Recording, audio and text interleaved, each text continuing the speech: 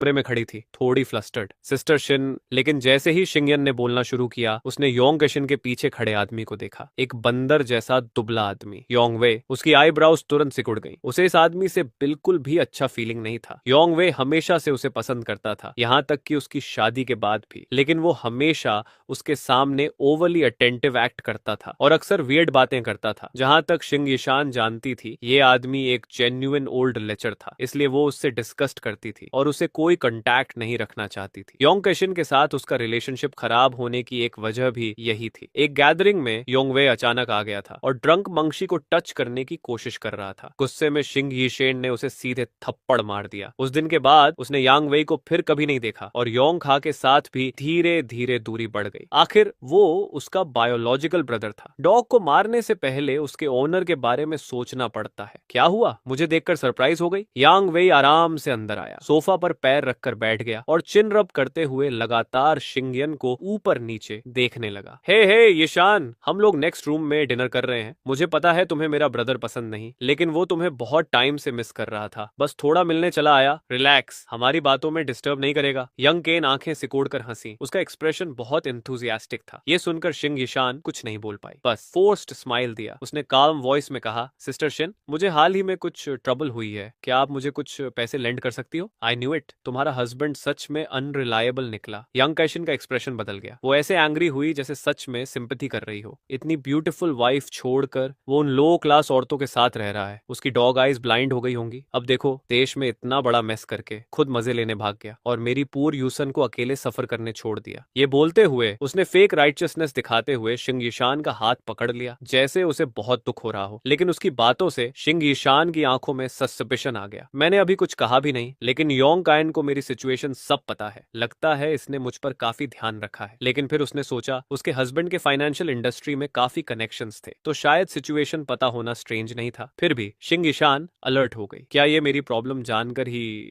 योंगवे को भी साथ लाई है? सिस्टर शिन, अब जब आपको मेरी सिचुएशन पता है तो मैं सीधे बोलती हूँ, क्या इमरजेंसी के लिए मुझे लोन मिल सकता है? इंटरेस्ट कितना भी हो चलेगा, मैं 3 साल में लौटा दूंगी। योंग का सीन ने हेजिटेंट एक्सप्रेशन बनाया। फिर उसने आंखों से यांगवे को सिग्नल दिया। यांगवे तुरंत समझ गया। वो पीछे से शिंग यिशान के करीब आया, जैसे उसके शोल्डर्स पकड़ने वाला हो। शिंग यिशान ने तुरंत डॉज किया और गुस्से में बोली, क्या कर रहे हो? शिंगयन की आंखों में डिस्गस्ट देखकर यांगवे को गुस्सा नहीं आया, बल्कि उसे एक्साइटमेंट फील हुई। हाँ, ऐसे ही हेट करो मुझे, मुझे यही सबसे ज्यादा पसंद है। उसे अच्छा लगता था जब औरतें उसे उस नजर से देखती थी। जितनी ज्यादा हेट, उतना ज्यादा कॉन्क्वेस्ट फीलिंग। यांगवे कॉन्फिडेंट होकर बोला, तुम पर इतना डेट है, क्यों ना मेरे साथ आ जाओ। मैं गारंटी देता हूँ तुम अब भी केयर फ्री लाइफ जी सकती हो। शिंग यिशान का चेहरा बर्फ जैसा ठंडा हो गया। नाम सही से लो, मुझे शिंगशान बुलाओ। यंगवे का एक्सप्रेशन स्टिफ हो गया। फिर उसके चेहरे पर एंगर आ गया। ये औरत खुद को समझती क्या है? इतनी हालत होने के बाद भी एटीट्यूड। यांगवे कोल्डली स्नीर करने लगा। बहुत बढ़िया शिंगयन, इतनी हालत होने के बाद भी नोबल बनने का नाटक कर रही हो। अपनी हालत देखिए, तुम पर टेंस ऑफ मिलियंस का डेट है। बैंक तुम्हारा हाउस और कार सीज करने वाला है। तुम्हारे पास कोलेटरल है, पे बैक करने की एबिलिटी है। अगर कोई तुम्हें पैसे दे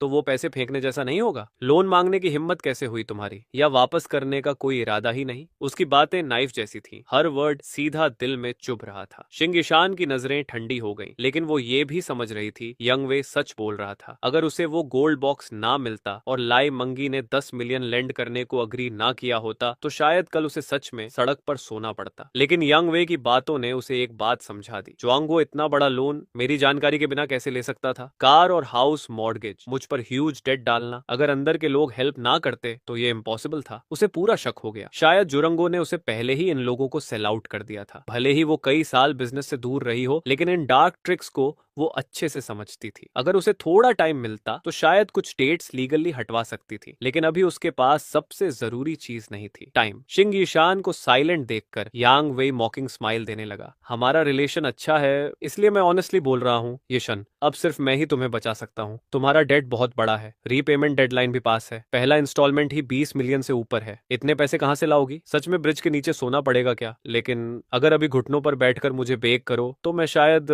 मदद कर दूं। मैं वर्ड डालकर रीपेमेंट कुछ महीनों के लिए डिले करवा सकता हूँ। शिंग यूसन का चेहरा बर्फ जैसा कोल्ड हो गया। उसने ठंडी आवाज में कहा, तुमसे भीख मांगू? तुम जैसे डिस्कस्टिंग रॉटन इंसान से उससे अच्छा मैं मर जाऊं। ये कहकर वो उठी और जाने लगी। उसके लिए खुद को सेल करना लोन लेने से भी वर्स था। यांग कईन ने एटमॉस्फेयर टेंस होते देखा। वो जल्दी से बीच में आई। तू बेवकूफ, दिन भर क्या बकवास करता रहता है? अभी निकल यहाँ से, मुझे ईशान से अकेले बात करनी है। यंगवे का चेहरा लाल हो गया। वो क्लियरली अनहैप्पी था, लेकिन अपनी सिस्टर का एक्सप्रेशन देखकर उसने सिर्फ कोल्ड स्नॉट किया और बाहर निकल गया। यांग वेई के जाते ही यांग काइशिन ने तुरंत वार्म स्माइल बनाई। उसने शिंग शैन के दोनों हाथ पकड़ लिए और उसे वापस बैठाया। अरे ईशा, देखो ना कितना ऑकवर्ड हो गया। वो यूजलेस आदमी है, उसकी बातों का बुरा मत मानो। मैं भी वुमन हूँ, तुम्हारी सिचुएशन समझती हूँ। मैं सच में तुम्हारी हेल्प करना चाहती हूँ। लेकिन फिर उसका टोन बदल गया। लेकिन ये शान, चाहे यांग वेई कितना भी यूजलेस हो, फिर भी वो मेरा यंगर ब्रदर है। वो हमेशा कहता है कि उसे तुम बहुत पसंद हो। अगर तुम दोनों, शिंगियन एक्सप्रेशनलेस होकर उसे देखने लगी। Dam, one good cop one bad cop. अब असली बात आ गई सिस्टर शिन। अब कुछ कहने की जरूरत नहीं। अगर पैसे बोरो करने के लिए ये सब करना पड़े तो मैं अभी चली जाती हूँ। वो फिर उठी, लेकिन योंग कैशिन ने उसे वापस रोक लिया। अय्या ईशान, मैं वो मतलब नहीं कह रही, पहले मेरी बात पूरी सुनो। योंगाई जल्दी जल्दी सोचने लगी, फिर एंथुजियास्टिक होकर बोली, कोई भी ग्रज छोड़ा जा सकता है, बस तुम दोनों के बीच छोटा मिसअंडरस्टैंडिंग है। हम बिजनेस पीपल हैं, ड्रिंक के साथ सब सॉल्व हो जाता है। एज दे से, मीटिंग विद अ स्माइल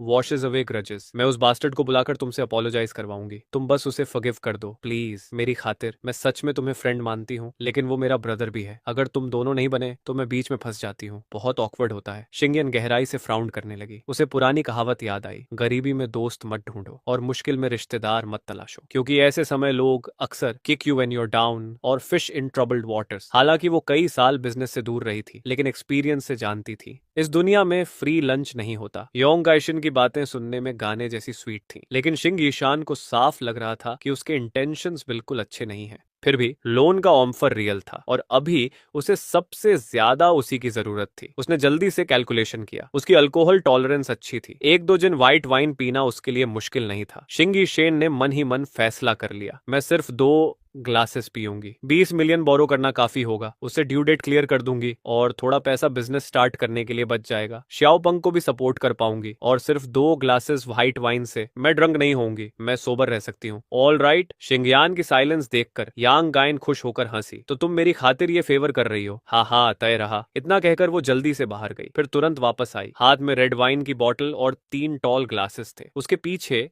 यांग वे भी था। उसका एक्सप्रेशन अभी भी ग्लूमी था। वो शिंग ईशान को ऐसे देख रहा था जैसे समझ नहीं पा रहा हो कि उसकी सिस्टर उसकी मदद क्यों कर रही है। कम ऑन ईशान, मुझे पता है तुम ड्राइव करके आई हो, इसलिए व्हाइट वाइन कन्वीनियंट नहीं तो ये रेड वाइन पी लो। यांग काइन क्लियरली समझ रही थी कि शिंग ईशान किस बात से कॉशियस है, इसलिए उसने खुद पहले ग्लास भरा और सिर पीछे करके एक ही बार में पी गई। फिर यांग वे पर चिल्लाई, क्या देख रहा है, जल्दी वाइन पोर कर। 40 साल के हो गए, दिमाग में बस गंदी बातें भरी रहती हैं। वार्निंग दे रही हूँ, ईशान मेरी बेस्ट फ्रेंड है, भविष्य में डिसरिस्पेक्ट मत करना। जल्दी वाइन डाल और पहले वाली बात के लिए अपोलोजाइज कर। यन पेटी पर्सन नहीं है। एक ग्लास पी लो और पुरानी बातें भूल जाओ। यंग काइन जोर जोर से बोल रही थी। उसके चेहरे की फ्लैश तक हिल रही थी। शिंग ईशान उसे क्वाइटली देख रही थी। उसने नोटिस किया व्हाइट वाइन निकाली ही नहीं गई, सिर्फ रेड वाइन और ट्रस्ट दिलाने के लिए। यंग काइन ने खुद पहले ड्रिंक भी किया। इससे शिंग ईशान थोड़ा रिलैक्स्ड हो गई। उसे लगा कम से कम थोड़ा रिस्पेक्ट दिखाना चाहिए, चाहे वो यांग वे को कितना भी हेट करती हो। लेकिन यांग काइन अभी उसकी मदद कर रही थी, इसलिए शिंग ईशान ने ग्लास उठाया और खुद थोड़ी वाइन डाली। नो नीड सिस्टर, मैं खुद कर लूंगी। फिर उसने ग्लास खत्म कर दिया। टेस्ट वही फैमिलियर था, कुछ भी स्ट्रेंज नहीं। उसका टेंस हार्ट थोड़ा रिलैक्स हो गया। यांग वे ने लिप्स पर्स किए, फिर रिलक्टेंटली बोला, शिंग ईशान, पहले मैंने तुम्हें ऑफेंड किया, सॉरी, अब ऐसा नहीं होगा। उसने कैजुअली थोड़ा वाइन डाला और एक ही बार में पी गया। तुम मैग्नानिमस हो, मेरी गलती ओवरलुक कर सकती हो, please hold it against me मत करना। ये बोलकर वो रॉन्ग्ड एक्सप्रेशन बनाकर बाहर निकल गया। यावे, कहाँ जा रहे हो? यंग काइशिन चिल्लाती रही, लेकिन वो पीछे मुड़कर नहीं देखा। फिर उसने साई किया, वो ऐसा ही है, फॉरगेट हिम। मैं भी उसे पसंद नहीं करती। तुमने अभी 1 ग्लास पिया ना, मतलब 10 मिलियन बाद में ट्रांसफर कर दूंगी या और ड्रिंक करोगी। काफी समय बाद हम सिस्टर्स ऐसे हैप्पीली ड्रिंक कर रहे हैं, अगर चाहो तो और बॉटल्स ले आती हूँ। लेकिन शिंग यीशेन ने सिर हिलाया। एनाफ सिस्टर शिन, इतना काफी है। असल में उसने सिर्फ 2 ग्लासेस व्हाइट वाइन पीने का प्लान बनाया था, लेकिन ये वाइन तो पानी जैसी स्मूथ थी। तभी उसके दिमाग में अचानक एक थॉट आया, क्या मुझे कुछ और ग्लासेस पीने चाहिए? आखिर एक एक्स्ट्रा ग्लास मतलब एक्स्ट्रा 10 मिलियन, तब बिजनेस शुरू करने के बाद भी मैं उसके लिए काफी पैसा छोड़ सकती हूँ। आखिर उसकी वजह से ही तो शाओ पांग ने अपनी सालों की सेविंग्स निकाल दी थी। एक आंटी होने के नाते उसके पास रिपे करने के लिए कुछ नहीं था। अगर फ्यूचर में बिजनेस फेल भी हो गया तो क्या फर्क पड़ता है? 100 मिलियन डेट या 200 मिलियन डेट, डिफरेंस ही क्या है? लेकिन अगर मैं उसे 10 मिलियन दे दूं तो उसकी डेकेड्स की स्ट्रगल कम हो जाएगी। इसी थॉट की वजह से उसने आसानी से 5 ग्लासेस वाइन पी लिए। लेकिन हालांकि इस बॉटल में कोई प्रॉब्लम नहीं थी, फिर भी अगली बॉटल सेफ होगी इसकी गारंटी नहीं थी, इसलिए वो कॉशियस रही और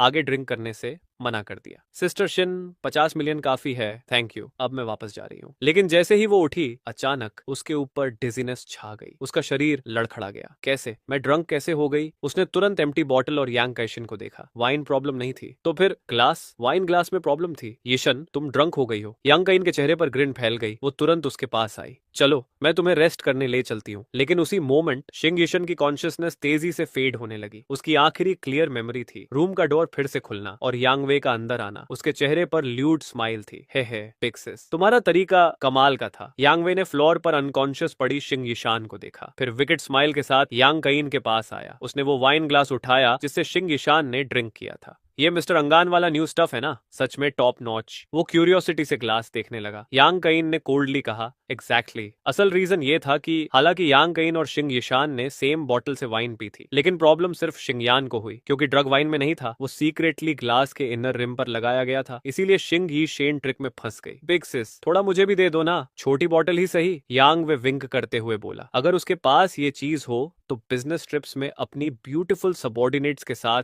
बहुत कन्वीनियंट हो जाएगा। लेकिन यांग कईन ने उसे घूरा। उसका एक्सप्रेशन टाइगर जैसा फियर्स हो गया। यांग वे, तुमने मुझसे प्रॉमिस किया था, मैंने इतनी मेहनत से शिंग यिशान को यहाँ तक लाया, अगर तुम फिर बाहर ट्रबल क्रिएट करोगे तो क्या मैं बेवकूफ दिखती हूँ? यांग कईन को सच में एंग्री देखकर यांग वे डर से कांप गया। उसने तुरंत नेक श्रिंक कर ली और छोटी आवाज में बोला, डैड, तुम्हारे भी डैड हैं, इतना क्यों डांट रही हो? यांग वे, अगर मुझे पता चला कि तुम फिर फूलिंग अराउंड कर रहे हो तो इस बार ओल्ड मैन को खुद मूव करना पड़ेगा। मैं पर्सनली तुम्हें खत्म कर दूंगी। आई नो बिग सिस, मैं बस मजाक कर रहा था, अब नहीं करूंगा। यू बेटर नॉट, यांग कईन कोल्डली बोली। फैमिली हाल ही में कुछ बड़ा प्लान कर रही है। ओल्ड मैन इसे बहुत सीरियसली ले रहा है, यहाँ तक कि मिस्टर अंगान को भी बुलाया गया है। मुझे खबर मिली है कि प्रोविंशियल डिपार्टमेंट कैप्टन शिनान को भी कैन भेजा गया है। शिंग यिशन मिलने के बाद अपने एक्शन संभालो, बाहर और ट्रबल मत क्रिएट करना और किन्यान का अटेंशन मत खींचना, वरना भले ही तुम मेरे बायोलॉजिकल ब्रदर हो, मैं भी तुम्हें नहीं बचा पाऊंगी। मिस्टर अंगन खुद तुम्हें मार देगा। ये सुनते ही यंग वे डर से ऑलमोस्ट उछल पड़ा। उसने जल्दी जल्दी प्रॉमिस किया, बिग सिस, टेंशन मत लो, मुझे लिमिट्स पता है। यंग कईन ने उसकी ओबीडियंट लुक देखकर सेटिस्फैक्शन से नॉट किया। फिर उसने अनकॉन्शियस शिंग यिशान को देखा और स्नीर किया। उसी समय बूम, अचानक एक जोरदार धमाका हुआ। यांग वे डर से उछल पड़ा। वो गुस्से में पीछे मुड़ने ही वाला था, देखने के लिए कि किसने उसकी गुड टाइम रूइन करने की हिम्मत की। लेकिन जैसे ही उसने बॉडी टर्न की, उसी सेकंड एक ब्लैक शैडो उसकी आंखों के सामने से रोर करती हुई निकली। वो उसके चेहरे की स्किन को ग्रेज करती हुई सीधे पीछे पैडेड वॉल में जा धंसी। बैंग! फोर्स इतनी टेरिफाइंग थी कि पूरा रूम हिल गया, यहाँ तक कि क्रिस्टल शैंडलियर भी स्वे करने लगा। इस सडन सीन से यंगवे का चेहरा सफेद पड़ गया। अभी जो चीज निकली थी वो उसके सिर से सिर्फ 0.001 डिस्टेंस पर थी। अगर वो थोड़ा और टर्न करता तो शायद उसी वक्त मर जाता। जब उसने ध्यान से देखा तो वो एक मेटल हैंडल था, पता नहीं कहां से रिप्ड ऑफ किया गया था।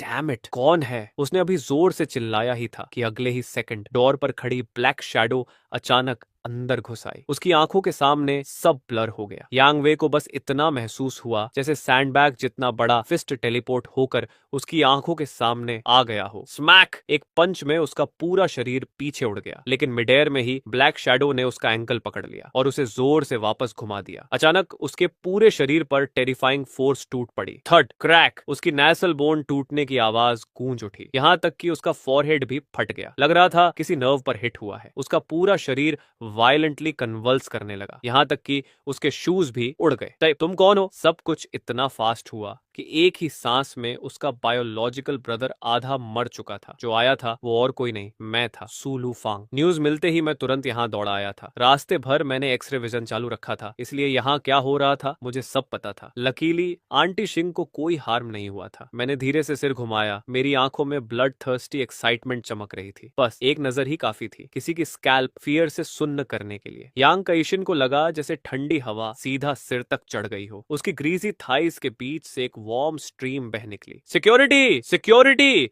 कहाँ हो तुम लोग? यांग कायन चिल्लाई ही थी कि मैंने सीधे उसके फेस पर पंच मार दिया। उसके चेहरे की सारी फ्लैश हिल गई और पूरा शरीर धड़ाम से जमीन पर लुढ़क गया। लेकिन मोटा होने के भी फायदे होते हैं। वो पंच सह गई। एक पंच में बेहोश नहीं हुई, बस कुछ टीथ टूट गए। अगर वो स्लैपिंग कॉन्टेस्ट में जाती तो पता नहीं जीतती या नहीं, लेकिन सबसे ज्यादा स्लैप जरूर सर्वाइव करती। यांग कायन मुझे डर से देख रही थी। उसके मुंह से अनक्लियर आवाज निकली, हेल्प, लेकिन मैंने कुछ नहीं कहा। मैंने उसे सीधे उठाया और पैडेड सोफा पर फेंक दिया। फिर मैंने उसके फेस पर जोरदार स्लैप मारा। Smack smack smack smack. मैंने लगातार 10 से ज्यादा स्लैप्स मारे, इतने कि मेरे हाथ तक नम होने लगे। तब जाकर रुका। यांग काई शिन्स की आंखें सूजकर थिन लाइन बन गई थी। उसका ब्रेन तक स्लैप होकर डिजी हो चुका था। उसके चीक्स इतने स्वोलन थे कि अब वो पिग हेड नहीं बल्कि pig head pro plus max ultra version लग रही थी। ये सीन वीक हार्टेड लोगों के लिए नहीं था। मैंने चारों तरफ देखा, फिर ब्लू क्लोथ्स क्लब के रूम्स की तारीफ किए बिना नहीं रह पाया। इतना बड़ा कमोशन होने के बाद भी कोई देखने तक नहीं आया। बाकी रूम्स में लोग बस ड्रिंकिंग और नॉइस कर रहे थे। किसी ने नोटिस तक नहीं किया। अचानक मेरी आंखें नैरो हो गई। मैंने नेक्स्ट रूम की तरफ देखा। 2 लोगों के हाथ में gold silver dragon headed cans थी। एक्सरे विजन से मैंने उनके अंदर कुछ अनयूजुअल देखा। मैंने उनके फेसेस याद कर ली। फिर बिना कुछ बोले आंटी शिंग को उठाया और बाहर निकलने लगा। रास्ते में कन्वल्स कर रहे यांग वेई के पास पहुंचा तो मैंने उसके ग्रोन पर जोरदार किक मारी। फिर कई बार स्टॉम्प किया, उसे पूरी तरह इंपोर्टेंट बना दिया। लेकिन इतनी हालत में भी यांग वेई ने एक ग्रोन तक नहीं की, सिर्फ साइलेंटली कन्वल्स करता रहा, जैसे बिना आवाज प्रोटेस्ट कर रहा हो। आंटी शिंग को अपनी बाहों में उठाए हुए उसे इस हालत में देखकर मुझे आई ऑफ पैथोलॉजी इस्तेमाल करने की भी जरूरत नहीं पड़ी। मेरी ये स्वीट सिली ब्यूटीफुल आंट, मैं बस थोड़ी देर के लिए दूर गया था और उसके साथ इतना टेरिबल थिंग हो गया बहुत जल्दी। मैं बिना किसी ऑब्स्ट्रक्शन के ब्लू क्लोथ्स क्लब से बाहर निकल आया, फिर सीधे बेंटली में वापस आ गया। जैसे ही मैं कार में बैठा, आंटी शिंग के मुंह से हल्की सी आवाज निकली जिसने मेरा ध्यान खींच लिया। मैंने देखा उसकी ब्राउज टाइटली फरोड थी, उसकी आंखें बंद थीं, लेकिन उसके लिप्स लगातार हल्की आवाजें निकाल रहे थे। ये देखकर मैंने अनकॉन्शियसली हाथ बढ़ाया, लेकिन जैसे ही हाथ उसके पास पहुंचा मैं रुक गया। फिर धीरे से उसके हॉट चीक को टच किया और प्यार से करेस करने लगा। मेरी आंखों में हार्ट एक भरा हुआ था। ये सिली आंट, उसकी एज और बॉडी भले मेरी आंट जैसी हो, लेकिन उसके अंदर आंट जैसी कोई बात नहीं थी। उसका साइकोलॉजिकल बिहेवियर ज्यादा एक अर्ली 20s गर्ल जैसा था, नाइव, प्योर और दुनिया से अनजान। मुझे याद आया कुछ दिन पहले ही वो मुझे यूनिवर्सिटी शुरू होने के बाद फ्रेंड्स बनाने और रिलेशनशिप्स डेवलप करने की टिप्स दे रही थी, लेकिन असल में सबसे बड़ी फूल तो वो खुद निकली। अचानक मुझे अपना नया स्किल याद आया। पता नहीं ये सिचुएशन में काम करेगा या नहीं, लेकिन मैंने सोचा 1000 बार सोचने से अच्छा है एक बार ट्राई करना। अचानक शिंग ईशान की ब्यूटीफुल आईज में रिपल दिखाई देने लगे, एक के बाद एक वेव। उसका एक्सप्रेशन शाय और टेंडर हो गया। एयर में फेंट फ्रेग्रेंस फैल गई। उसके बॉडी सेंट और फेंट फ्रेग्रेंस आपस में मिक्स हो गए। उसी समय एक रिंगटोन अचानक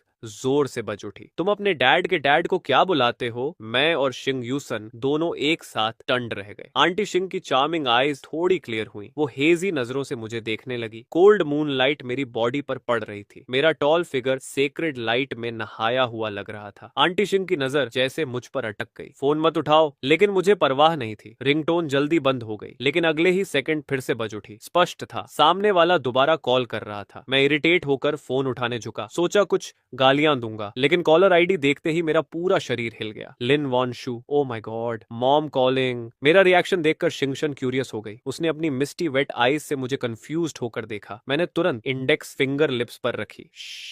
फिर मैंने कॉल उठा लिया। हेलो मॉम, आज अचानक आपको याद आया कि आपका एक बेटा भी है? मुझे मॉम कहते सुनते ही शिंगिशन का फेस पेल पड़ गया, लेकिन मैं पहले से तैयार था। मैंने हाथ बढ़ाकर धीरे से उसकी वेस्ट पकड़ ली। उसकी एंग्री और पैनिक्ड गेज के सामने मैंने बस सिर हिलाया, फिर फिंगर से एक बटन दबाया। Speaker phone on. तू छोटा ब्रैट ऐसी हार्टलेस बातें बोलता है? अगर फिर नॉनसेंस बोला तो यकीन कर मैं अभी उड़कर आ जाऊंगी। बिलीव करता हूँ। क्या हुआ मॉम? कौन मेरी मॉम को बुली कर रहा है? बताइए। आपका डार्लिंग सन उसे लेसन सिखाएगा। बात करते हुए मैंने फोन साइड में रख दिया। शिंगिशन का चेहरा पूरी तरह टेंस था। वो टाइटली फ्राउंड होकर मुझे घूर रही थी, लेकिन मेरे चेहरे पर सिर्फ जेंटल स्माइल थी, क्योंकि मैंने नोटिस किया उसकी पैनिक्ड चार्मिंग आईज के अंदर एक अलग ही रंग छिपा था। मैंने कभी इमेजिन नहीं किया था कि एलिगेंट और लिबरल आंटी शिंग इतनी आसानी से फ्लस्टर हो जाएगी। Get lost. बस मुझे गुस्सा दिलाना बंद कर। मैं अभी तुम्हारी नॉनसेंस सुनने के मूड में नहीं हूँ। तुम्हारी आंटी शिंग कहाँ है? क्या कर रही है? मैंने उसे दर्जनों कॉल्स किए, उसने उठाए ही नहीं। तभी शिंगिशन को याद आया उसका फोन बहुत देर से डेड था। उसने चार्ज ही नहीं किया था। ये सुनते ही शिंगिशन ने पैनिक में मुझे हाथ हिलाकर सिग्नल दिया, मत बताना, लेकिन मैं स्मर्क कर दिया। आंटी शिंग यहीं मेरे पास है, हम टीवी देख रहे हैं, उसका फोन शायद डेड है। क्या हुआ मॉम, आपको आंटी शिंग से कुछ काम है? ऑफ कोर्स काम है, जल्दी फोन अपनी आंटी शिंग को दो। मॉम की आवाज बहुत अर्जेंट थी, लग रहा था कोई मेजर थिंग हुई है। मैं हंस पड़ा। स्पीकर ऑन है? आप और आंटी शिंग बेस्ट फ्रेंड्स हो क्या? प्राइवेट बात करनी है? बस प्रिटेंड करो कि मैं यहाँ नहीं हूँ, मैं इनविजिबल हूँ, मैं प्रॉमिस करता हूँ बीच में नहीं बोलूंगा, मैंने जोकिंग टोन में कहा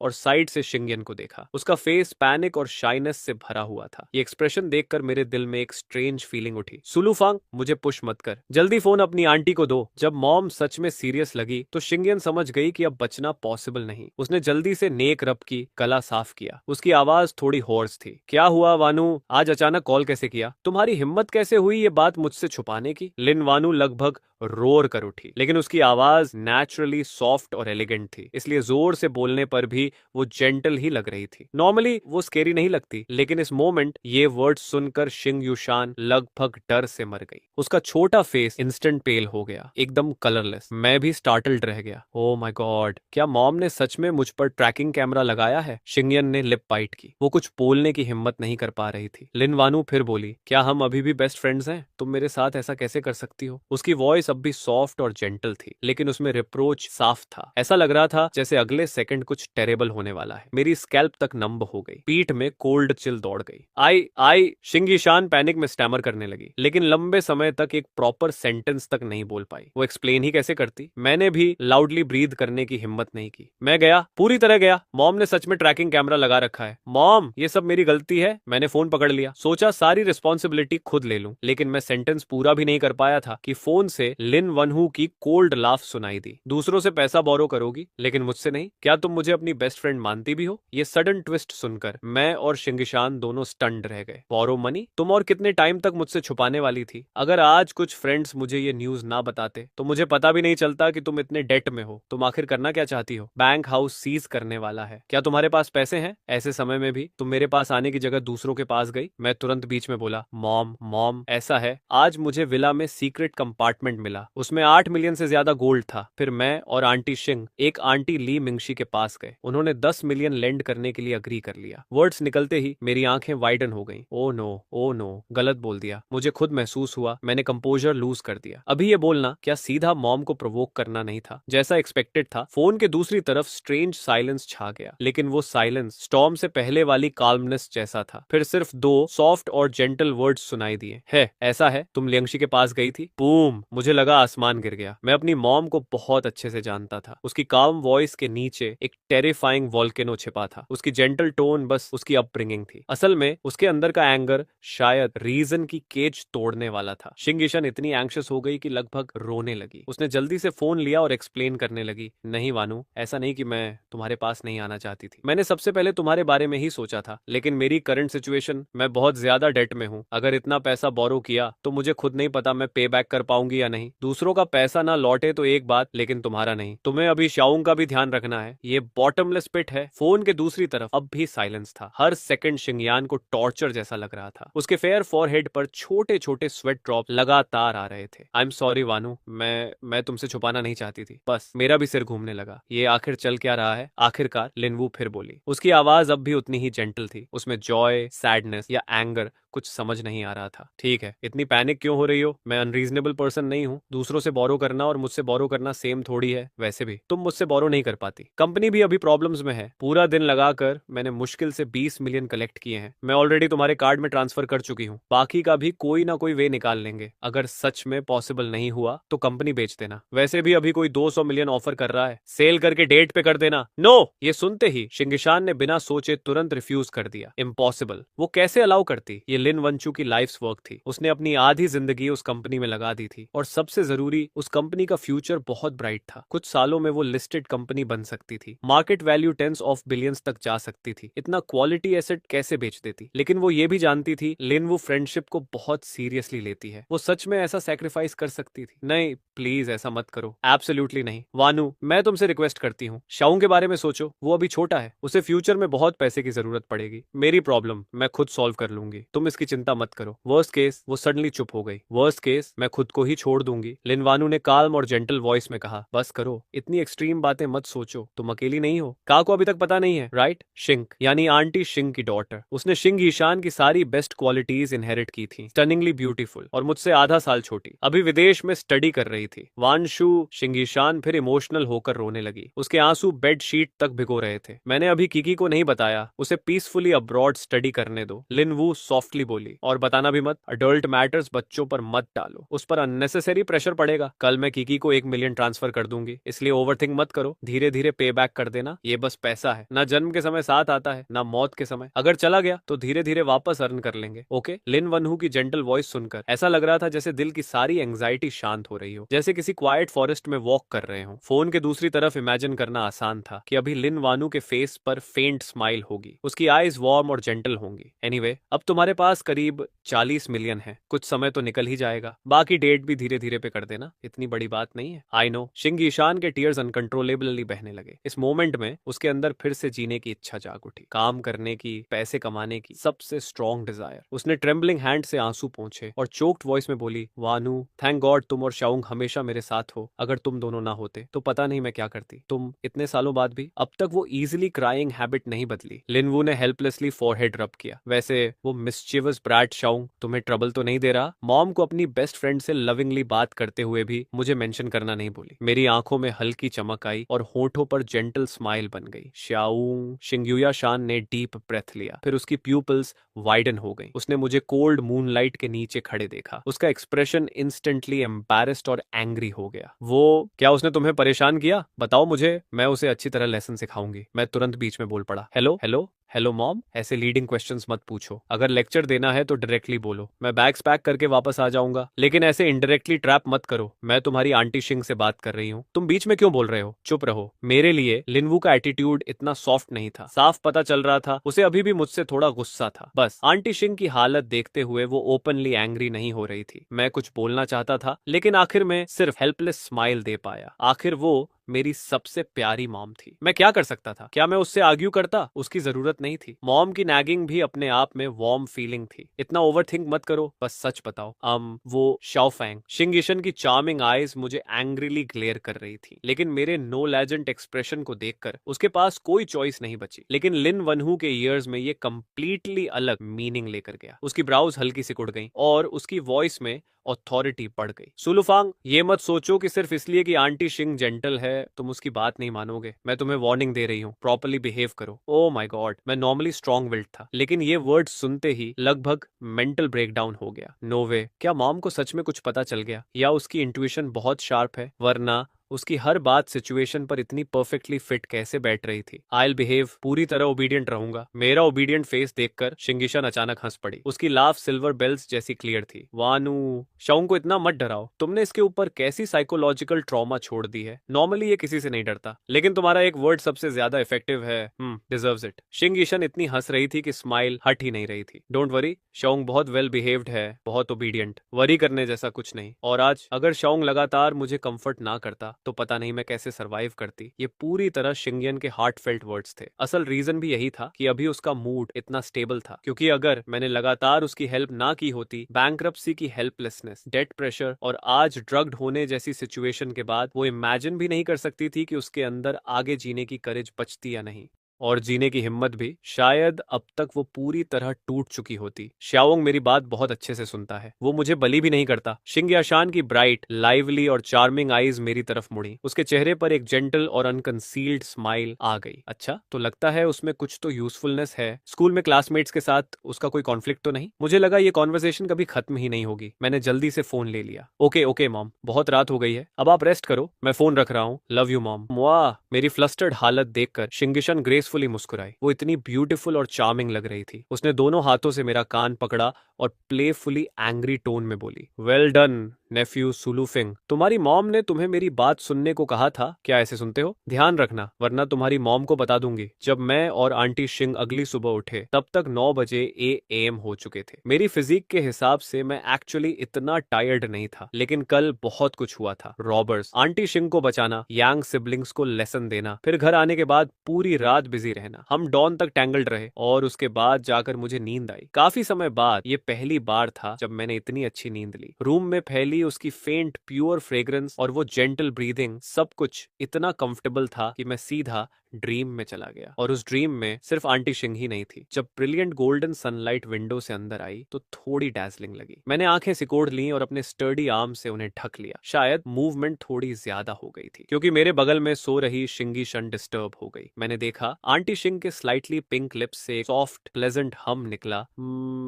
इस मोमेंट पर आंटी शिंग ने धीरे धीरे अपनी जेंटल आईज खोली। उसकी प्यूपिल्स रात के स्टार्स जैसी ब्राइट थी। Long slightly curled eye lashes हल्के हल्के फ्लटर कर रही थी। लेकिन अगले ही पल उसे कुछ याद आया। उसकी प्यूपिल्स कांप गई और उसने तुरंत आंखें बंद कर ली। पूरा शरीर बिल्कुल स्टिल, ब्रीदिंग भी इंटेंशनली इवन कर ली, जैसे प्रिटेंड कर रही हो कि अभी भी सो रही है। ये देखकर मुझे तुरंत मजा आने लगा। मैंने कभी इमेजिन नहीं किया था कि एलिगेंट, चार्मिंग और मैच्योर आंटी शिंग इतनी चाइल्डिश एक्ट भी कर सकती है। इतना इंटीमेट होने के बाद भी वो अभी भी इतनी शाई थी। मैंने उसे एक्सपोज नहीं किया, बस क्वाइटली उसका फेस देखता रहा। उसका जेंटल और इंटेलिजेंट चेहरा, उसकी स्मॉल एक्सक्विजिट फेस पर हर फीचर पिक्चर जैसा परफेक्ट था। हर इंसान के 5 फीचर्स होते हैं, लेकिन उसके फेस पर सब कुछ इतना परफेक्ट था कि नजर हटती ही नहीं थी। वार्म गोल्डन सनलाइट उसके स्मूथ चीक्स पर पड़ रही थी। उसके पूरे बॉडी से जेंटल और माइल्ड ऑरा निकल रहा था जो दिल को टच कर रहा था। लेकिन ये ज्यादा देर तक नहीं चल सकता था। आखिर किसी के सामने प्रिटेंड करके सोना इतनी देर मेंटेन नहीं किया जा सकता। आंटी शिंग ने फ्रस्ट्रेशन में आंखें खोल दी। वो एम्बैरेस्ड भी थी और एंग्री भी। उसने पेचुलेंटली कहा, यू बैड बॉय शाओपंग, और कितनी देर तक मुझे देखते रहोगे? अगर पॉसिबल होता तो मैं चाहता कि हर सुबह आंख खोलते ही सबसे पहले वही दिखे। गो गो गो, तुम बदमाश शाओंग, बाहर जाओ। आंटी शिंग ब्लैंकेट में कर्ल होकर छिप गई। बस उसका छोटा अडोरेबल सिर बाहर था। मैं हल्का मुस्कुराया, एक किस, फिर चला जाऊंगा। मैं भी जानता था शिंगीशन को थोड़ा टाइम चाहिए, क्योंकि वो जिन चीजों के बारे में सोच रही थी और मैं जो सोच रहा था, दोनों अलग थे। स्टिंकी शाओंग, तुम्हारी हिम्मत कैसे हुई? आंटी शिंग की पेचुलेंट गेज के नीचे मैंने धीरे से उसका छोटा सिर उठाया और उसके सॉफ्ट लिप्स को किस किया। हमारी वार्म ब्रेथ्स एक दूसरे के चेहरे से टकरा रही थी। मेरे थ्रोट से मैग्नेटिक वॉइस निकली, ईशान आई लव यू। शिंगयाशन पहले स्टन्ड रह गई, फिर उसने धीरे धीरे आंखें बंद कर ली। उसके दोनों छोटे हाथ ब्लैंकेट के नीचे से बाहर आए और उन्होंने मेरा चिजल्ड फेस पकड़ लिया। काफी देर बाद हमारे लिप्स अलग हुए। वो मुझे क्वाइटली देखती रही जब मैं बेडरूम डोर बंद करके बाहर निकला। शिंगयान की गेज बेहद जेंटल थी। वो सिर थोड़ा टिल्ट करके विंडो के बाहर ब्लू स्काई को देखने लगी। उसके रूबी लिप्स से धीरे धीरे 4 वर्ड्स निकले, आई लव यू टू। जैसे ही मैं रूम से बाहर निकला, सिस्टम की आवाज फिर दिमाग में गूंजी, टिंग, होस्ट डिटेक्टेड हेल्पिंग शिंगयन escape danger, reward eye of value. जब होस्ट एक्सरे विजन से किसी आइटम को देखेगा तो उसका वैल्यू असेसमेंट जनरेट होगा। मैं पूरी तरह स्टंड रह गया। ये तो god tier bargain hunting tool है। दिल की एक्साइटमेंट दबाते हुए मैंने इंस्टिंक्टिवली अपनी रिस्ट वॉच की तरफ देखा। अगले ही सेकंड मेरी आंखों के सामने स्ट्रेंज पावर सर्च हुई। फिर एक लाइट स्क्रीन दिखाई दी। ये वही वॉच थी जो शिंग शान के घर शिफ्ट होने पर आंटी शिंग ने मुझे गिफ्ट की थी। Item assess, Rolex watch, brand history not recorded, material 18 carat, manufacturer year modern, condition 90% new, market value 48,000 yuan, rate of return 8%। Assessment काफी एक्यूरेट था। मेरे चेहरे पर स्माइल आ गई। ये वॉच नई हालत में थोड़ी 50,000 युआन से ऊपर की थी। अब थोड़ी डिप्रिशिएट होना नॉर्मल था। शियोंग, क्या देख रहे हो? तभी शिंगी शान की क्लियर प्लेजेंट वॉइस सुनाई दी। मैंने ऊपर देखा और कुछ सेकंड्स के लिए फ्रीज हो गया। उसने परफेक्टली फिटेड ड्रेस पहनी हुई थी, पूरी इंटेलेक्चुअल ब्यूटी। उसके बाल बन में बंधे थे, पूरा aura dignified, graceful, noble, elegant. उसकी फेयर कॉलर बोन्स के बीच एक एक्सपेंसिव ब्लू डायमंड नेकलेस चमक रहा था। सिलेंडर चेन नेचुरली नीचे गिर रही थी। डायमंड उसकी नेक हॉलो में परफेक्टली सेटल था, जिससे उसकी नेक लाइंस और ग्रेसिफुल लग रही थी। फॉर्म फिटिंग ड्रेस उसकी फिगर को टाइटली हक कर रही थी। लेस हेम के नीचे उसकी लॉन्ग स्लेंडर फेयर लेग्स दिख रही थी। उन लेग्स पर 1 आउंस एक्स्ट्रा फैट तक नहीं था। उसने व्हाइट हाई हील्स पहन रखी थी, जिससे उसकी फिगर और चार्मिंग लग रही थी। ब्राइट सनलाइट के नीचे वो सच में ऐसी लग रही थी जैसे कोई गॉडेस मॉर्टल वर्ल्ड में उतर आई हो। उसके रिफाइंड और एलिगेंट ऑरा से नजर हटाना मुश्किल था। शिंगीशान के चीक्स पर हल्का ब्लश था, लेकिन आज वो यूजुअल से भी ज्यादा रेडिएंट लग रही थी। उसका पूरा बॉडी वाइटैलिटी से भरा हुआ था। ऐसा लग रहा था जैसे वो पूरी तरह किसी और इंसान में बदल गई हो। क्या हुआ? वॉच बदलनी है क्या? चलो एक नई पिक करते हैं। मैं उसके करीब आया और तुरंत उसकी यूनिक फ्रेग्रेंस महसूस हुई। वो सेंट जैसे सीधे सोल में उतर रही थी। मैंने सिर हिलाया, नहीं, आप आज बहुत ब्यूटीफुली ड्रेस हुई हो आंटी। कोई प्लान है क्या? मैंने अपनी ब्राइट आईज से उसे हेड टू टो ओपनली देखा, बिल्कुल बिना छिपाए। उस इंटेंस गेज से शिंगयन के चीक्स और गर्म हो गए। उसका हार्ट बीट तेज होने लगा। उसने हल्का सिर नीचे कर लिया, जैसे अपने ब्लश को छुपाना चाहती हो। फिर चेहरा थोड़ा साइड में घुमा लिया, मानो उस जेंटल गेज से भागना चाहती हो। लेकिन कुछ सेकंड्स बाद जैसे सारी करेज इकट्ठा करके वो फिर मेरी तरफ मुड़ी। उसने सॉफ्टली कहा, मेरे कोई प्लान्स नहीं है। तो क्या मैं थोड़ा ड्रेसअप नहीं कर सकती? ये बोलते हुए उसने टेम्पल्स के पास बालों को जेंटली टच किया। उसका वो जेस्चर एलिगेंट भी था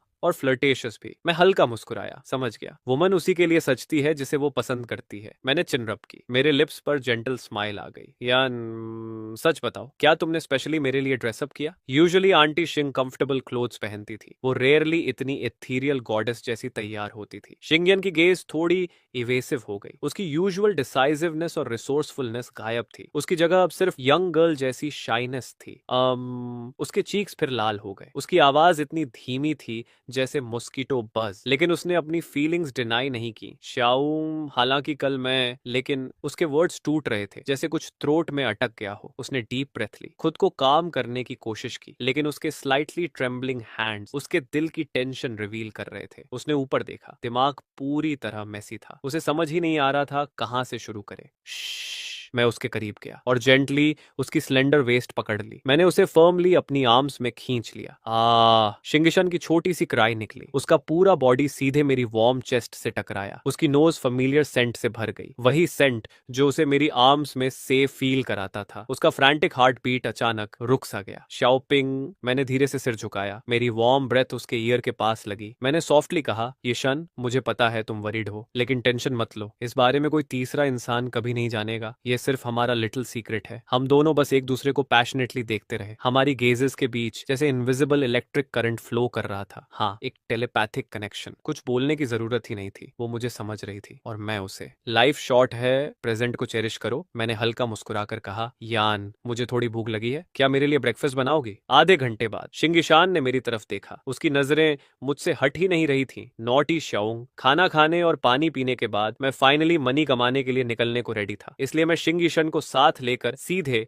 किमचंग एंटीक स्ट्रीट पहुंच गया। ये एंटीक स्ट्रीट बहुत बड़ा मार्केट था। यहाँ gemstone, gambling, antiques, porcelain, jade wares और बहुत सारी चीजें मिलती थी। लगभग डिपार्टमेंट स्टोर जैसा। आज वहाँ यूजुअल से भी ज्यादा भीड़ थी। कारण सिर्फ एक था, आज यहाँ high and raw jadeite auction हो रहा था। पूरा प्लेस लोगों से भरा हुआ था। हर जगह जेड एक्सपर्ट्स और वेल्थी मर्चेंट्स खड़े थे। सबकी नजरें स्टेज पर रखे रॉ जेडियाइट स्टोन्स पर थीं। शाओपांग, हम यहाँ क्या करने आए हैं? शिंगान ने आसपास का नॉइजी जेमस्टोन मार्केट देखा। काउंटलेस स्टोन्स, मर्चेंट्स, गाइड्स और एक्साइटेड टूरिस्ट। वो थोड़ी कंफ्यूज थी। कहीं तुम स्टोन गैम्बलिंग से पैसा कमाने का सोच तो नहीं रहे? शिंगिशान को इन चीजों में कभी इंटरेस्ट नहीं रहा। उसे अपनी लक पर भरोसा नहीं था। जो चीज एक्सपर्ट्स नहीं पहचान पाते, उसे नॉविस कैसे पहचान लेगा? मैं कैजुअली बोला, बस थोड़ा देखने आए हैं, क्या पता हमारी लक अच्छी हो। ऊपर से मैं इंटरेस्टेड दिख रहा था, लेकिन असल में मैं आई ऑफ वैल्यू यूज कर रहा था। चलो ना शियो, इन चीजों पर भरोसा मत करो। शिंगी शान ने इंटीमेसी से मेरा आर्म पकड़ लिया। उसकी ब्यूटीफुल आईज में वरी थी। यहाँ बार्गेन मिलना इम्पॉसिबल है। हम धीरे धीरे पैसा कमाएंगे, ऐसे शॉर्टकट्स की जरूरत नहीं। उसे डर था कि मैं इस गैम्बलिंग वर्ल्ड में फंस जाऊंगा। मैं मुस्कुराया, नो रश ईशान, इसे हमारी डेट समझ लो, बस मेरे साथ रहो। मेरी बात सुनकर शिंगी ईशान ने अपने लिप्स प्रेस किए। ठीक है, उसने और कुछ नहीं कहा, बस क्वाइटली मेरे साथ घूमती रही। मैं एक एक स्टॉल देखने लगा, लेकिन सब ऑर्डिनरी आइटम्स थे। डबल डिजिट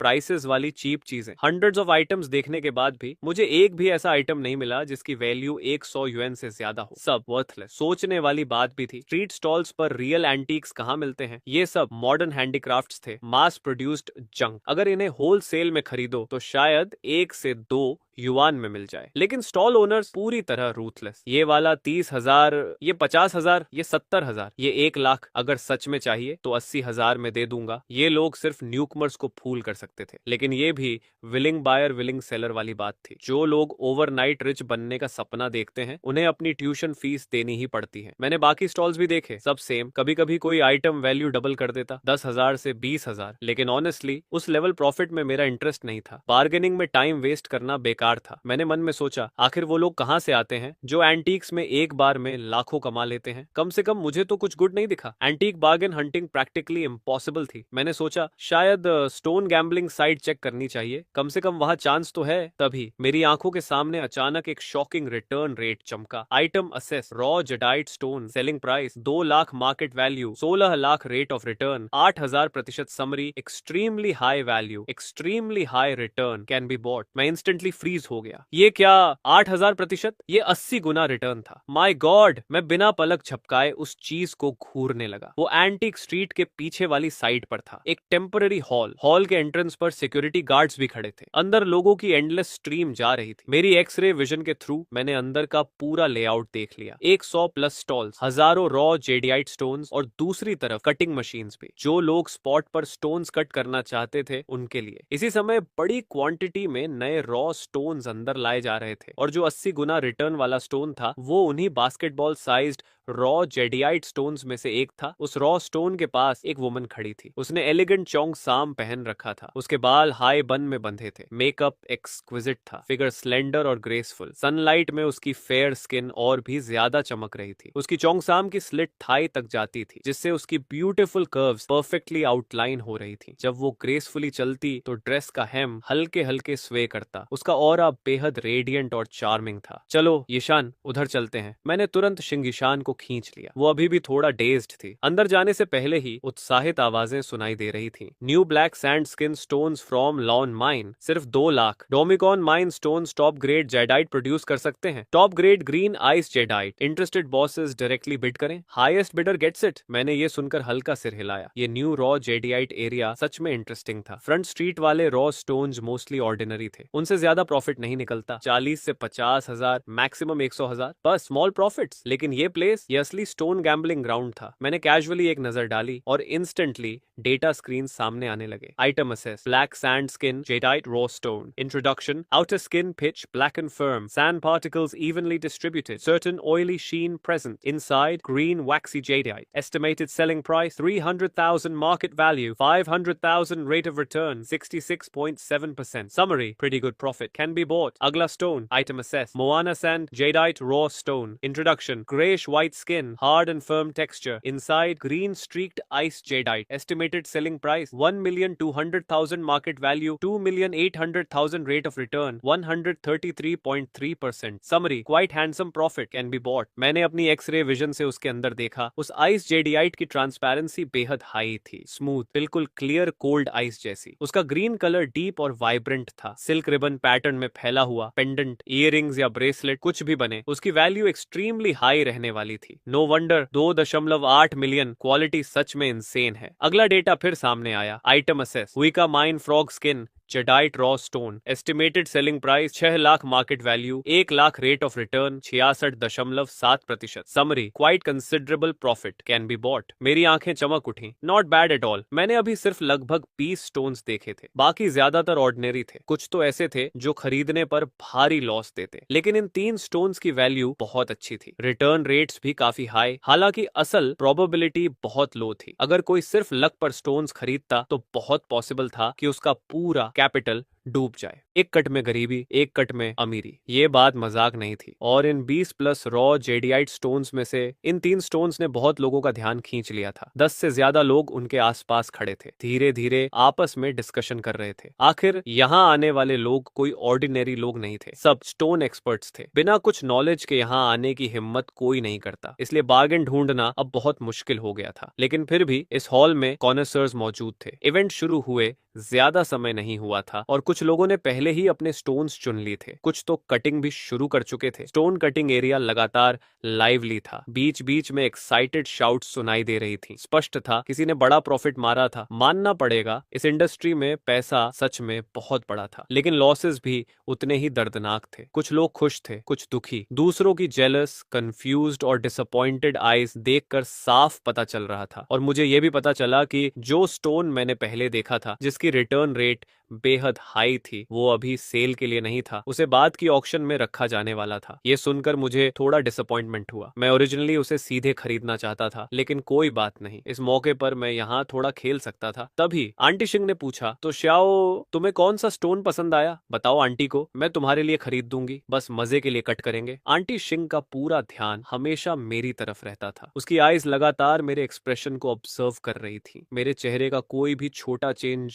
कोई भी छोटी रिएक्शन उससे छूटती नहीं थी। उसके लिए स्टोन, गैम्बलिंग, प्रॉफिट या लॉस कुछ भी इंपॉर्टेंट नहीं था। उसकी दुनिया का सेंटर सिर्फ मैं था। उसके छोटे फेयर हैंड्स मेरे आर्म को कसकर पकड़े हुए थे। उसका बॉडी भी अनकॉन्शियसली मेरी तरफ लीन कर रहा था, जैसे डीपली इन लव कपल हो। सच में मैंने आर्म पर उसकी वार्मथ महसूस की, दिल में भी हल्की वार्मथ उठी। आंटी शिंग ने लिप्स पॉट किए, फिर प्लेफुल कॉन्फिडेंस के साथ बोली, स्टिंकी श्याओ फेंक, क्या मैंने कभी तुमसे झूठ बोला है? जल्दी बताओ कौन सा स्टोन पसंद है, आज तुम्हारा पूरा खर्चा मैं दूंगी। उसकी क्यूट अपीयरेंस देखकर मैं हंसे बिना नहीं रह पाया। ठीक है, तो वो वाला लेते हैं। मैंने हाथ उठाकर सामने इशारा किया, वही स्टोन जिसमें आइस टाइप जेड था। मेरे सामने जो स्टोन था वो लगभग आधे इंसान जितना ऊंचा था। आंटी शिंग ने मेरी उंगली के इशारे की दिशा में देखा। वो बड़ा रॉ स्टोन ग्रेश व्हाइट रंग का था। उसकी सरफेस अनइवन थी और उस पर छोटे छोटे सैंड पार्टिकल समान रूप से फैले हुए थे। धूप पड़ने पर उस पर हल्की चमक दिखाई दे रही थी। इसके अलावा उसके आउटर रिंग पर मॉस की एक बहुत साफ स्ट्रीक थी। साधारण लोगों को वो बस एक बदसूरत निशान लगता, लेकिन ट्रेड के लोग जानते थे मॉस और ग्रीन कलर के बीच अक्सर गहरा कनेक्शन होता है। एक्सपर्ट्स की नजर में पाइन फ्लावर पैटर्न्स और मॉस का ये कॉम्बिनेशन अक्सर हाई क्वालिटी जेडियाइट का संकेत होता है और कई बार इससे सबसे बड़ा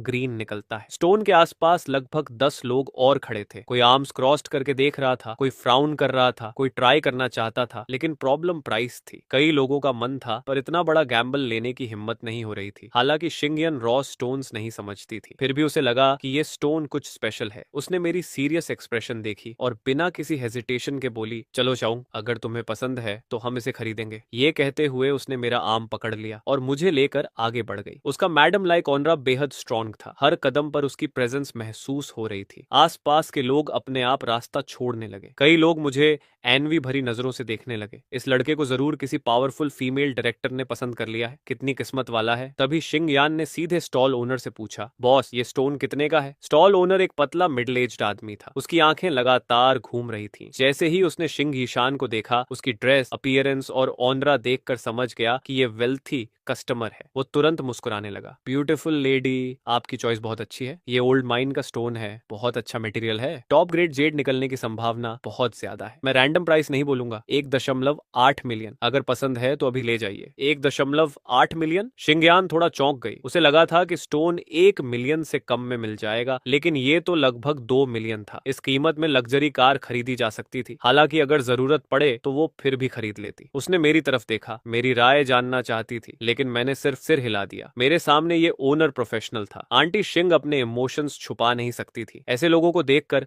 सेलर्स तुरंत समझ जाते हैं कि सामने रिच फूल खड़ा है। सिस्टम ने इसकी एस्टिमेटेड वैल्यू 1.2 मिलियन बताई थी। सही है, 1.8 मिलियन में भी प्रॉफिट होता, लेकिन कम प्रॉफिट भी मेरे लिए लॉस जैसा था। मैं उसे एक्सेप्ट नहीं कर सकता था। मैंने काल्म वॉइस में कहा, बॉस सिंसियर प्राइस बताइए, इस प्राइस पर हम नहीं खरीदेंगे। मैंने शांत स्वर में कहा, बॉस सिंसियर प्राइस बताइए, इस प्राइस पर हम नहीं खरीदेंगे। पतला बॉस तुरंत मुस्कुराया, हैंडसम फ्रेंड, ये सच में सिंसियर प्राइस है। ये नेट लाइक पैटर्न देखिए, ऐसा पैटर्न सिर्फ टॉप ग्रेड स्टोन्स में होता है। अगर आप इसे खरीदते हैं तो बहुत बड़ा प्राइस निकल सकता है। उसके चेहरे पर पूरी कॉन्फिडेंस थी, लेकिन मेरा एक्सप्रेशन बिल्कुल काम था। मैंने उसकी आंखों में देखते हुए कहा, बॉस मेरे साथ घुमा फिराकर बात मत कीजिए। मैं आज सच में ये स्टोन खरीदना चाहता हूँ। अगर आप भी सिंसियर हैं तो रियलिस्टिक प्राइस बताइए। 8 लाख हम अभी पेमेंट करेंगे और स्टोन ले जाएंगे। मेरी ऑफर सुनते ही बॉस की आंखें फैल गईं, जैसे उसने कुछ अनबिलीवेबल सुन लिया हो। हैंडसम फ्रेंड, आप बहुत हार्ड बार्गेन कर रहे हैं। 8 लाख तो मेरी कॉस्ट भी कवर नहीं करता, थोड़ा और बढ़ाइए। 1.5 मिलियन, इससे नीचे नहीं जा सकता। शिंगीशान भी थोड़ा सरप्राइज्ड हो गई। मैंने शुरुआत में ही 1 मिलियन काट दिया था और बॉस के रिएक्शन से साफ था प्राइस अभी भी निगोशिएबल है। उसने मन ही मन सोचा, मैं सच में इस लाइन के लिए सूटेबल नहीं हूँ। अगर शाओ यहाँ नहीं होता तो मुझे शायद रिच फूल समझकर लूट लिया जाता। लेकिन उसके मन में एक और सवाल उठा, शाओ को स्टोन गैम्बलिंग के बारे में इतना नॉलेज कब से हो गया? मैंने फिर कहा, 1.5 मिलियन में ये स्टोन सिर्फ वेयर हाउस में पड़ा रहेगा। इतना कौन देगा? 1 मिलियन। पतले बॉस का चेहरा टेढ़ा हो गया। ये तो बिल्कुल पॉसिबल नहीं है। हैंडसम फ्रेंड, मेरा बॉटम लाइन 1.3 मिलियन है। इससे नीचे सच में नहीं जा सकता। इससे नीचे गया तो लॉस हो जाएगा। मैं मुस्कुराया। 1.3 मिलियन? आप खुद देख लीजिए, यहाँ कौन है जो ये प्राइस देगा? फिर मैंने शिंगीशान का हाथ पकड़ा। चलो, बॉस को सूटेबल बायर मिलने की शुभकामनाएं। हम मुड़कर चलने लगे। ये देखकर बॉस तुरंत घबरा गया। अरे अरे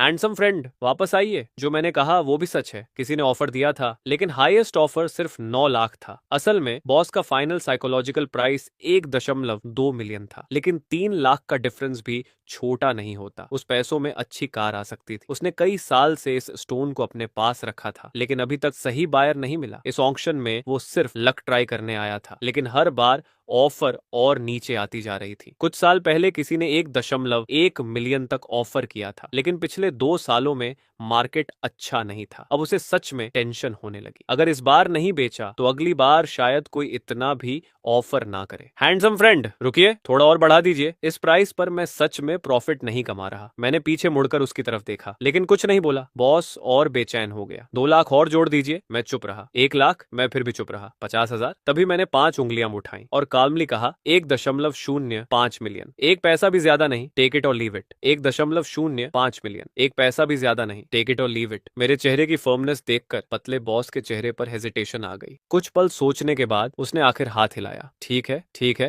हैंडसम फ्रेंड, लगता है इस स्टोन की आपसे एफिनिटी है, डील। ये दृश्य देखकर आसपास के लोगों के एक्सप्रेशंस अलग अलग थे। कुछ लोग सिर हिला रहे थे, कुछ रिग्रेट कर रहे थे, कुछ कंफ्यूज थे। उनकी नजर में इस स्टोन की मार्केट वैल्यू सिर्फ 8 लाख के आसपास थी। उनके हिसाब से ये कीमत ज्यादा थी। आखिर ये सिर्फ हाई प्रोबेबिलिटी स्टोन था। ग्रीन निकलने की संभावना थी, गारंटी नहीं। डील फाइनल होते ही शिंग यीशेन ने खुशी खुशी पेमेंट कर दी। उसे इन ट्रिक्स की समझ नहीं थी। उसे सिर्फ इतना पता था कि मुझे ये स्टोन पसंद है। बाकी उसका काम सिर्फ पेमेंट करना था। उसका मेरे प्रति डोटिंग एक्सप्रेशन देखकर आसपास के लोग फिर से जेलस हो गए। क्यों हमेशा एक्सपर्ट्स के साथ कोई ना कोई पे करने वाला भी होता है? पतला बॉस हंसते हुए बोला, हैंडसम फ्रेंड, अब क्या करें? इसे कटिंग एरिया में भेज दें? मैंने सिर हिलाया। Cut it. ठीक है हैंडसम फ्रेंड, आपकी पहली कट में ग्रीन निकले और लगातार बड़ी जीत मिले। बॉस का चेहरा तुरंत खिल उठा। उसने जल्दी से कुछ लोगों को बुलाया। स्टोन को स्टोन कटिंग वर्कशॉप में भेज दिया गया। वहां एक खाली कटिंग टेबल मिल गई और कटिंग की तैयारी शुरू हो गई। जैसे ही लोगों को पता चला कि कोई बड़ा स्टोन कट होने वाला है, लोग इकट्ठा होने लगे। लेकिन स्टोन देखते ही कई लोग उसे पहचान गए। अरे, ये तो लाओ वंग का स्टोन है। किसी ने इसे खरीद लिया। वो तो इसे 1.5 मिलियन से ऊपर बेचने की कोशिश कर रहा था। डील कितने में हुई? 1.05 मिलियन। मेरे भगवान, बायर ने सच में बार्गेन कर लिया। इस प्राइस पर ठीक है। अगर अंदर क्रैक्स ना हुए तो कम से कम ब्रेक इवन हो जाएगा। दूसरा आदमी बोला, कहना मुश्किल है। मैंने स्टोन पर पहले टॉर्च डाली थी। ये वेब पैटर्न लगभग सेंटर तक जा रहा है। लार्ज क्रैक्स होने की पॉसिबिलिटी बहुत ज्यादा है। अगर क्रैक्स हुए तो स्टोन खत्म। थोड़े बीट्स बन सकते हैं, लेकिन 90% लॉस तय है। मैंने पहले ही कहा था ये स्टोन अच्छा नहीं है। लाओ वंग ने इसे कई साल तक रखा, लेकिन ना खुद कट किया ना बेच पाया। क्यों? क्योंकि उसे भी लगता था कि क्रैक्स की प्रोबेबिलिटी बहुत ज्यादा है। आसपास की डिस्कशंस लगातार चलती रहीं। ये सारी बातें शिंग यीशान भी सुन रही थी। उसकी ब्यूटीफुल ब्राउज हल्की सिकुड़ गई। असल में उसने स्टोन सिर्फ मजे के लिए खरीदा था। प्रॉफिट हुआ तो अच्छा, लॉस हुआ तो भी मुझे हाई रिस्क गैम्बलिंग से दूर रखने का लेसन मिल जाता। लेकिन अब लोग लगातार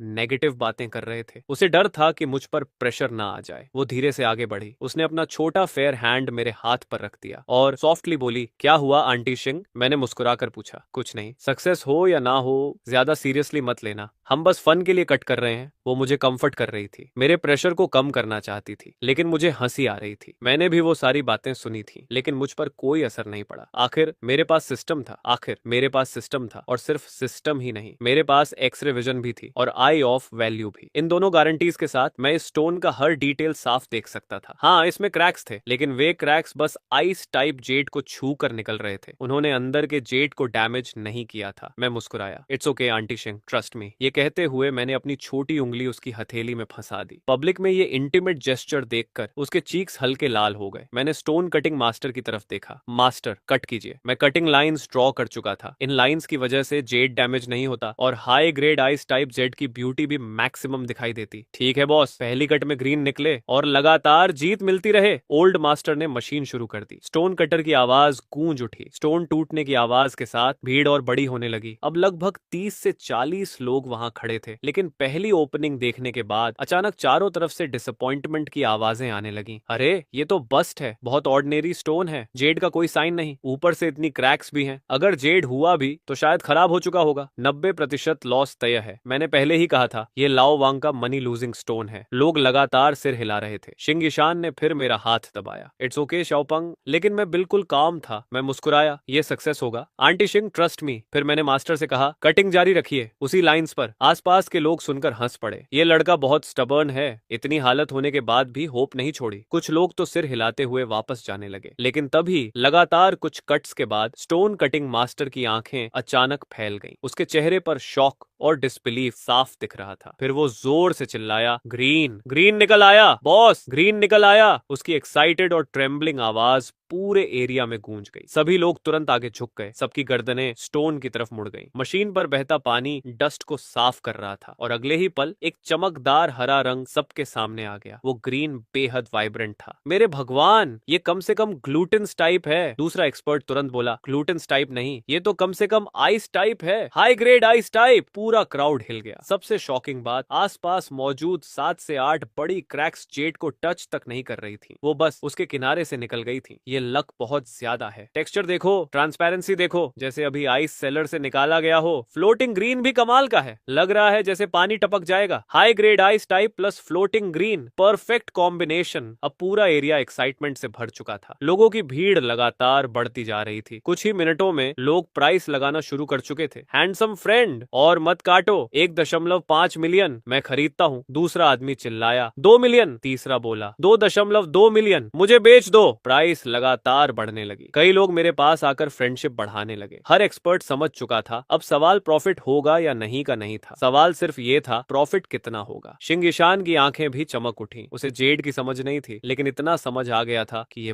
बड़ी जीत है। उसने मेरी तरफ देखा, उसकी पीच ब्लॉसम आईज में एडमिरेशन भर गई। ये बैड बॉय इतना अमेजिंग कैसे हो सकता है? उसे ऐसा लगने लगा जैसे मैं सब कुछ जानता हूँ, जैसे मैं कुछ भी कर सकता हूँ। आखिर कॉन्फिडेंट मैन सबसे चार्मिंग होता है। वो कुछ देर तक मुझे ब्लैंकली देखती रही, फिर उसके चीक्स पर हल्की शाइन्स उभर आई। क्या सच में उसके पास एक्सरे विजन है? लेकिन अगले ही पल उसने सिर हिला दिया। जो भी हो, जितना केपेबल शाओंग होगा, मैं उतनी ही खुश रहूंगी। आखिरकार एक हांगकांग मर्चेंट ने स्टोन खरीद लिया। Final price 3 million, buy price 1.05 million, sale price 3 million, return rate 185%। ये सच में ह्यूज विन था। पेमेंट रिसीव होने के बाद मैंने स्टोन कटिंग मास्टर को 50,000 युएन का बड़ा रेड एनवलोप दिया। मैं मुस्कुराया, मास्टर, आपकी स्किल कमाल की है, आपने क्रैक्स परफेक्टली अवॉइड किए, पहली कट में जीत मिली है। ये रेड एनवलोप रखिए, सब मिलकर गुड लक शेयर करते हैं। असल में इंडस्ट्री में 10 से 20,000 देना ही काफी माना जाता था, लेकिन मैंने जानबूझकर ज्यादा दिया ताकि लोगों का ध्यान मेरी तरफ से हटकर मास्टर की स्किल पर जाए। मास्टर खुशी से खिल उठा। वो लगातार ब्लेसिंग्स देने लगा। बॉस हमेशा अमीर बने रहें और ज्यादा फॉर्च्यून कमाए। फिर मैंने उससे कहा, मास्टर यहीं रुकिए, मैं कुछ और स्टोनस खरीदने वाला हूँ, वो भी आप ही कट करेंगे। ये सुनकर बाकी मास्टर्स की आंखों में भी एडमिरेशन आ गई। आसपास के लोग भी थम्स अप देने लगे। रॉ जेड इंडस्ट्री में सक्सेसफुल कट के बाद रेड एनवेलप देना अनराइटन रूल था, लेकिन मेरी जनरोसिटी देखकर लोग और भी प्रभावित हो गए। सभी के मन में एक ही बात थी, सिर्फ लोगों को हैंडल करने का तरीका देखकर ही समझ आता है कि ये लड़का अमीर क्यों बनेगा। इसके बाद मैं सिंग युक्शुआन को लेकर और भी कई जगह घूमता रहा। काफी बार्गेनिंग के बाद मैंने कुछ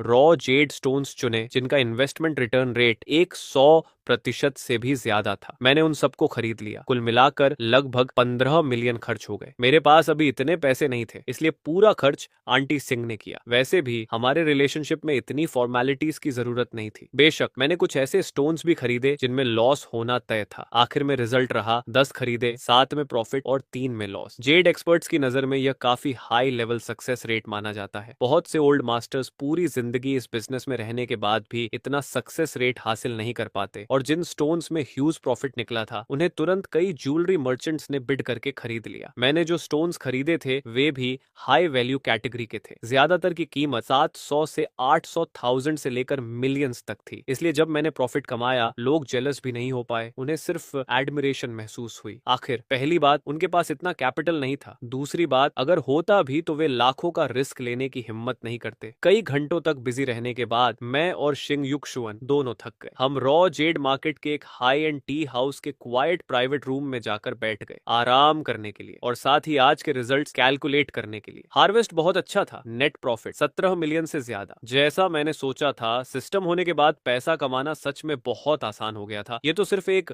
रॉ जेड मार्केट था और मैं पहले ही इतना प्रॉफिट कमा चुका था। अगर कभी मैं कई बड़े रॉ जेड मार्केट्स घूम लूं तो शिंग युक्शुआन का पूरा डेट तुरंत चुका सकता हूं। और सबसे बड़ी बात, मैंने अभी तक अपनी पूरी स्ट्रेंथ भी यूज नहीं की थी। अब भी दर्जनों ऐसे स्टोन्स थे जो 400 से 500,000 तक का प्रॉफिट दे सकते थे, लेकिन मैंने उन्हें नहीं खरीदा। एक वजह, मुझे उनकी ज्यादा परवाह नहीं थी। दूसरी वजह, अगर मैं सब खरीद लेता तो मामला बहुत ज्यादा आई कैचिंग हो जाता, इसलिए सोच समझकर मैंने उन्हें छोड़ दिया। इतनी बड़ी इनकम देखकर शिंग युक्शुआन भी शॉक्ड थी। उसने कभी नहीं सोचा था कि पैसा कमाना इतना आसान हो सकता है, सिर्फ कुछ घंटों में बिना ज्यादा मेहनत के। 17 मिलियन से ज्यादा नेट इनकम। अगर बैंक बैलेंस उसकी आंखों के सामने ना होता तो उसे लगता कि वह सपना देख रही है। शिंग युक्शुआन ने दोनों हाथों से अपना चिन सहारा, फिर सिर टेढ़ा करके मेरी साइड प्रोफाइल देखने लगी। उसका दिल तेजी से धड़क रहा था, चेहरे पर एडमिरेशन साफ दिखाई दे रही थी। वह बोली, स्टिंकी शाओफोंग, तुम आखिर ये सब करते कैसे हो? रॉ स्टोन्स चुनने में इतने अच्छे कैसे हो? उसकी आवाज हल्की कांप रही थी, चीक्स लाल थी और उसके अंदर एक एडमिरेशन और रिलायंस छिपी हुई थी जिसका एहसास उसे खुद भी नहीं था। मेरे चेहरे पर जेंटल स्माइल थी। मैंने चारों तरफ देखा। प्राइवेट रूम पूरी तरह शांत था, अंदर हमारे अलावा कोई नहीं था। मैंने उठकर दरवाजा बंद किया, फिर सीधे शिंग युक्शुआन को अपनी तरफ खींच लिया। धीरे से बोला, आंटी सिंह, आपको इतना जानना है? शिंग युक्शुआन की आंखें भी धीरे धीरे नरम हो गई। वो उठी और सीधे मेरे पास आकर बैठ गई। उसने दोनों हाथ मेरे कंधों पर रख दिए। उसकी आंखें चमक रही थी, पूरी तरह एडमिरेशन से भरी हुई। अचानक वह मेरे नेक के पास झुक गई। शाओफोंग, मुझे भी रॉ स्टोन्स चुनना सिखाओ। उसकी व्हाइट ड्रेस का कॉलर उसकी डेलिकेट नेक को और सुंदर बना रहा था। नीचे पहना सैफायर नेकलेस और भी ज्यादा आई कैचिंग लग रहा था। उसकी हल्की फ्रेग्रेंस महसूस करते हुए मैंने धीरे से कहा, रॉ स्टोन्स चुनना इतना इंटरेस्टिंग नहीं है आंटी शिंग, मैं आपको ट्रेजर अप्रेजल सिखाता हूँ। Treasure appraisal? शिंग युक्शुआन थोड़ी स्टन्ड रह गई, फिर उसके चीक्स और सॉफ्ट हो गए। कुछ मिनट बाद अचानक आंटी शिंग का शरीर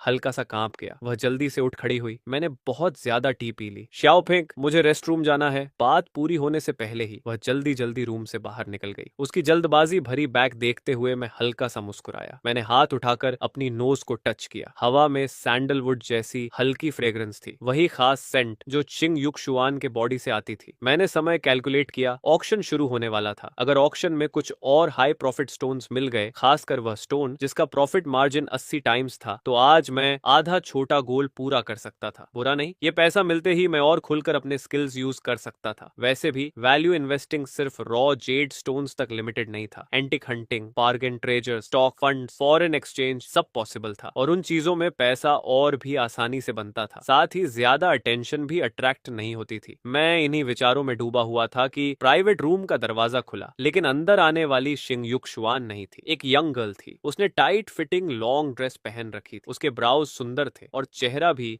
काफी अट्रैक्टिव था। मेरे पास आते समय उसने जानबूझकर या गलती से अपने कप की टी मेरे ऊपर गिरा दी। फिर जल्दी जल्दी अपोलॉजी देने लगी और झुककर धीमे स्वर में बोली, लिटिल ब्रदर, मैं काफी देर से आपको देख रही हूँ। आप स्टोन्स चुनने में बहुत अच्छे हैं। क्या मेरे लिए भी एक स्टोन चूज कर सकते हैं? बस एक स्टोन, और बदले में मैं पूरे 1 हफ्ते आपके साथ रहूंगी। ओके? ये कहते हुए उसने जानबूझकर विंक भी किया। मैं तुरंत फ्राउंड हो गया। तुम कौन हो? क्या जानबूझकर ट्रबल क्रिएट कर रही हो? मैंने अपना हाथ तुरंत पीछे खींच लिया। मन ही मन हिसाब लगा, एक स्टोन से मैं कम से कम 700 से 800,000 कमा सकता हूँ, और ये 1 हफ्ते की कंपनी देकर एक्सचेंज करना चाहती है। तुम सिर्फ गोल्ड प्लेटेड नहीं हो, इंपीरियल ग्रीन प्लेटेड हो क्या? लेकिन उससे भी ज्यादा इंपॉर्टेंट बात, शिंग युक्शुआन वापस आ चुकी थी। वह प्राइवेट रूम के दरवाजे पर खड़ी थी। उसके चेहरे पर हल्की स्माइल थी, लेकिन ना जाने क्यों मेरी रीढ़ में ठंडक दौड़ गई। शिंग युक्शुआन दरवाजे के सहारे खड़ी थी। उसके चेहरे पर जेंटल स्माइल थी, लेकिन किसी कारण मुझे डेंजर महसूस हो रहा था। मैं तुरंत उसकी तरफ बढ़ा और अफेक्शन से उसका हाथ पकड़ लिया, फिर उसके साथ रूम से बाहर निकलने लगा। उसकी हाई हील्स की आवाज, टप टप टप, हर कदम ऐसा लग रहा था जैसे मेरे दिल पर पड़ रहा हो। चलते चलते उसने अचानक पूछा, शाओफेंग, तुम दोनों अभी क्या बात कर रहे थे? काफी इंटीमेट लग रहे थे। मैं हंस भी नहीं पा रहा था और रो भी नहीं। मैंने पूरी कहानी ऑनेस्टली बता दी। उस लड़की की बात, उसकी ऑफर और उसका अनरीजनेबल रिक्वेस्ट, सब कुछ सुनने के बाद शिंग युक्शुआन ने हल्का सा भौहें सिकोड़ ली। उसकी आंखों में डिस्प्लेजर की झलक दिखाई दी। फिर उसने कहा, सही बात है, मेरा शाओफेंग इतना केपेबल है, एक रॉ स्टोन से लाखों कमा सकता है। ये कोई मजाक नहीं है। वो लड़की अगली भी है और डे ड्रीम भी कर रही है। अचानक वो मेरे सामने आकर रुक गई, फिर सिर हल्का झुकाकर बोली, शाओफेंग, मैं उससे ज्यादा ब्यूटीफुल हूं ना? मुझे पता है, मैं उम्र में बड़ी हूँ। ये कहते हुए उसने अनकॉन्शियसली अपने लोअर लिप को हल्का सा काट लिया। उसे अपनी ब्यूटी पर कॉन्फिडेंस था, लेकिन उसके दिल में एक वीकनेस भी थी, एज। मैं कुछ पल के लिए स्टन्ड रह गया। फिर मैंने धीरे से उसका शोल्डर पैट किया और मुस्कुराते हुए कहा, आप क्या सोच रही हो? आप उससे कहीं ज्यादा ब्यूटीफुल हो। मेरी नजर में तो आप हमेशा सबसे ब्यूटीफुल हो, और वैसे भी आप बिल्कुल ओल्ड नहीं लगती। आप अपनी एज के लोगों से बहुत यंगर दिखती हो, और आपकी एनर्जी भी उनसे बेहतर है। मेरी बात सुनते ही आंटी शिंग का चेहरा लाल हो गया। उसका दिल तेजी से धड़कने लगा। तुम नॉटी शाओफेंग बस मुझे खुश करना जानते हो। उसकी आवाज हल्की कांप रही थी। उसकी यूजुअल एलिगेंट और नोबल इमेज पूरी तरह गायब हो चुकी थी। अब सिर्फ शाइनेस और हल्का पाउट बचा था। उसने अपना फेयर लिटिल फिस्ट उठाया और धीरे से मेरी चेस्ट पर पंच मारा। ओके ओके, मैं गलत थी, मैं मुस्कुराया। तो फिर मेरे डियरेस्ट आंटी शिंग, इधर आओ, एक किस दे दो और मुझे माफ कर दो। आंटी शिंग का चेहरा और लाल हो गया। तुम नॉटी शाओफेंग, बाहर ऐसी बातें मत किया करो, मैं सच में गुस्सा हो जाऊंगी। मैं मुस्कुराया। सच में गुस्सा, या फिर सिर्फ शाय और एम्बैरेस्ड हो? मैं नहीं बताऊंगी। उसने सॉफ्टली हम किया, फिर होंठ दबाए। उसकी आंखें मुस्कान से भरी हुई थी। उसने धीरे से मेरा आर्म पकड़ लिया और अपना सिर मेरे शोल्डर पर रख दिया। हम दोनों धीरे धीरे आगे चलते रहे। बीच बीच में वह चोरी से मेरी तरफ देख लेती। उसकी आंखों में कई इमोशंस थे, शाइनेस, हैप्पीनेस और एक डिपेंडेंस जिसका एहसास उसे खुद भी नहीं था। दूर खड़ी वही यंग गर्ल हम दोनों को जाते हुए देख रही थी। उसने गुस्से में पैर पटका। उसके चेहरे पर एम्बैरेसमेंट और एंगर दोनों थे। वह काफी देर से मौका ढूंढ रही थी। अगर शिंग युक्शुआन थोड़ी देर से आती तो शायद वह कॉन्फिडेंस के साथ मेरे पास आ जाती। उसी समय ऑक्शन हॉल की तैयारी पूरी हो चुकी थी। ऑक्शन शुरू होने वाला था। ऑक्शन हॉल में सभी रोजेट स्टोन्स बैक स्टेज ला दिए गए थे। अब वे ऑक्शन के लिए पूरी तरह तैयार थे। उसी समय एक चिंगसम पहने वुमन स्टेज पर आई। उसकी फिगर ग्रेसफुल थी, चलने का अंदाज एलिगेंट, उसकी आंखें लाइवली थीं और चार्म जेंटल और अट्रैक्टिव था। चिंगसम उसकी ब्यूटीफुल फिगर को और हाईलाइट कर रही थी। वह धीरे धीरे स्टेज के बीच पहुंची और स्माइल के साथ बोली, हेलो एवरीवन, मैं जू रोबिंग हूँ, हैलोंग ऑक्शन हाउस की चीफ ऑक्शनियर। आज के रॉ जेड ऑक्शन को मैं होस्ट करूंगी। जू रोबिंग की अपीयरेंस देखते ही हॉल का ध्यान उसी पर चला गया। उसने प्लेन कलर्ड चोंगसाम पहनी हुई थी जो उसकी स्लेडर फिगर को परफेक्टली हाईलाइट कर रही थी। उसकी जेस्चर्स एलिगेंट थी और मैंस बेहद रिफाइंड। जैसे ही वह स्टेज पर आई, सबकी नजरें उसी पर टिक गई। स्टेज के नीचे पहले से बहुत लोग बैठे थे। Stone merchants, jade dealers, collectors, investors, देश भर से आए हुए लोग। सभी की आंखों में एक्साइटमेंट और एक्सपेक्टेशन थी। कुछ लोगों की नजरें स्टेज पर थी, कुछ रॉ स्टोन्स पर और कुछ जू रोबिंग पर। हर किसी के हाथ में एक बुकलेट थी। उस बुकलेट में ऑक्शन के सभी स्टोन्स की डिटेल्ड इन्फॉर्मेशन थी। ओरिजिनली स्टाफ ने मुझे भी एक बुकलेट ऑफर की थी, लेकिन मैंने लेने से मना कर दिया। अब जब मेरे पास आई ऑफ वैल्यू था तो मुझे बुकलेट की क्या जरूरत, मैंने नहीं लिया। सिंह युक्शुआन ने भी नहीं लिया, वैसे भी वह उसे समझ नहीं पाती। इसलिए पूरे ऑक्शन हॉल में सिर्फ हम दोनों ही ऐसे लोग थे जो बिना किसी प्रिपरेशन के बैठे थे। हम सीट नंबर 69 पर बैठे थे, हॉल के एक रिलेटिवली क्वाइट कॉर्नर में। अचानक सिंह युक्शुआन ने अपना छोटा ठंडा हाथ उठाया और मेरी आंखों पर रख दिया। अब वह सच में नाराज थी, क्योंकि अंदर आने के बाद से मैं लगातार जू रूबिंग की तरफ देख रहा था। कम से कम उसकी नजर में तो यही लग रहा था। असल में मेरी अटेंशन स्टोन्स पर थी, लेकिन उसे ऐसा नहीं लगा। उसके दिल में जेलसी पैदा हो गई। हालांकि उसे लगता था कि उसे जेलस होने का कोई हक नहीं है, फिर भी वह अपसेट थी। सीधी भाषा में वह जेलस थी। जेलसी इंसान की इंस्टिंक्ट होती है। कभी कभी जो चीज हमें पसंद भी ना हो, अगर कोई दूसरा उसे लेने लगे तो हम अचानक उसकी वैल्यू समझने लगते हैं। और मैं तो पहले से ही उसके दिल में स्पेशल प्लेस रखता था। अचानक मेरी विजन डार्क हो गई। मैंने उसके दोनों हाथ पकड़ ली और धीरे से नीचे कर दिए। फिर स्माइल करते हुए पूछा, जेलस हो आंटी? शिंग युक्शुआन ने मुझे ग्लेयर किया। उसके होंठ पाउट हो गए थे, इतने कि उन पर कुछ टांगा जा सकता था, लेकिन उसने एक शब्द नहीं कहा। उसकी क्यूट अपीयरेंस देखकर मेरे चेहरे पर अफेक्शनेट स्माइल आ गई। मैं उसके करीब झुका और उसके कान के पास धीरे से कहा, आंटी शिंग, मैं आपको देखकर कभी बोर नहीं हो सकता। मैं किसी और को क्यों देखूंगा? मैं तो स्टोन्स देख रहा था। कुछ स्टोन्स मुझे पसंद आए हैं, और वैसे भी मेरी आंटी शिंग जितनी ब्यूटीफुल कोई हो ही नहीं सकती। ये कहते हुए मैंने उसके फेयर चीक पर हल्का सा किस कर दिया। मेरे चीक किस के बाद शिंग युक्शुआन की ब्यूटीफुल आईज तुरंत स्माइल में बदल गई। उसके चेहरे पर फिर वही जेंटल और चार्मिंग स्माइल लौट आई। वह और करीब आ गई और इंटीमेसी से मेरे शोल्डर पर सिर रखकर बैठ गई। अब ठीक है, मैं जनरस बनकर तुम्हें माफ कर देती हूँ, उसने सॉफ्टली हम किया। उसी समय ऑक्शन ऑफिशियली शुरू हो गया। जू रोबिंग के निर्देश पर एक वॉश बेसिन जितना बड़ा रॉ जेड स्टोन स्टेज के बीच लाया गया। उस पर रेड क्लॉथ ढका हुआ था। जू रोबिंग ने प्रोफेशनल स्माइल के साथ इंट्रोडक्शन शुरू किया। ये आज का पहला ऑक्शन आइटम है। ये स्टोन म्यांमार की ओल्ड मोना माइन से आया है। हमारे एक्सपर्ट्स के प्रिलिमिनरी अप्रेजल के अनुसार इसके अंदर high quality high ice jadeite मिलने की संभावना है। Estimated value 2,70,000, starting price 2 lakh, minimum increment 10,000। क्योंकि सभी लोगों ने बुकलेट पहले ही पढ़ ली थी, इसलिए बिडिंग तुरंत शुरू हो गई। Number 13 2,10,000, number 18 2,20,000। कुछ राउंड्स के बाद पहला स्टोन 2,80,000 में सेल हो गया, लेकिन मैंने बिड नहीं किया। आई ऑफ वैल्यू के अनुसार उस स्टोन में प्रॉफिट था, लेकिन बहुत कम। अगर 2,80,000 में खरीदता तो कटिंग फी, कार्विंग फी और बाकी खर्च निकालने के बाद बस कुछ हजार युएन ही बचते। उसमें इंटरेस्ट लेने का कोई मतलब नहीं था। इसके बाद लगातार 10 रॉ जेड स्टोन्स ऑक्शन हुए। सबसे महंगा स्टोन 6,20,000 में बिका, लेकिन आई ऑफ वैल्यू के अनुसार उसमें ह्यूज लॉस था। प्रॉफिट मार्जिन सीधा -50%। एक्सरे विजन से मैंने देखा, उसके अंदर जेड क्वालिटी तो अच्छी थी, लेकिन उसमें कई हिडन क्रैक्स थे, इतने कि एक प्रॉपर ब्रेसलेट भी नहीं बन सकता था। सिर्फ कुछ छोटे डेकोरेटिव आइटम्स ही बन सकते थे। कुछ समय बाद आखिर वह स्टोन आया जिस पर मेरी नजर शुरू से थी। वही स्टोन जिसका प्रॉफिट मार्जिन सबसे ज्यादा था। जू रोबिंग ने घोषणा की, यह हमारा 12वां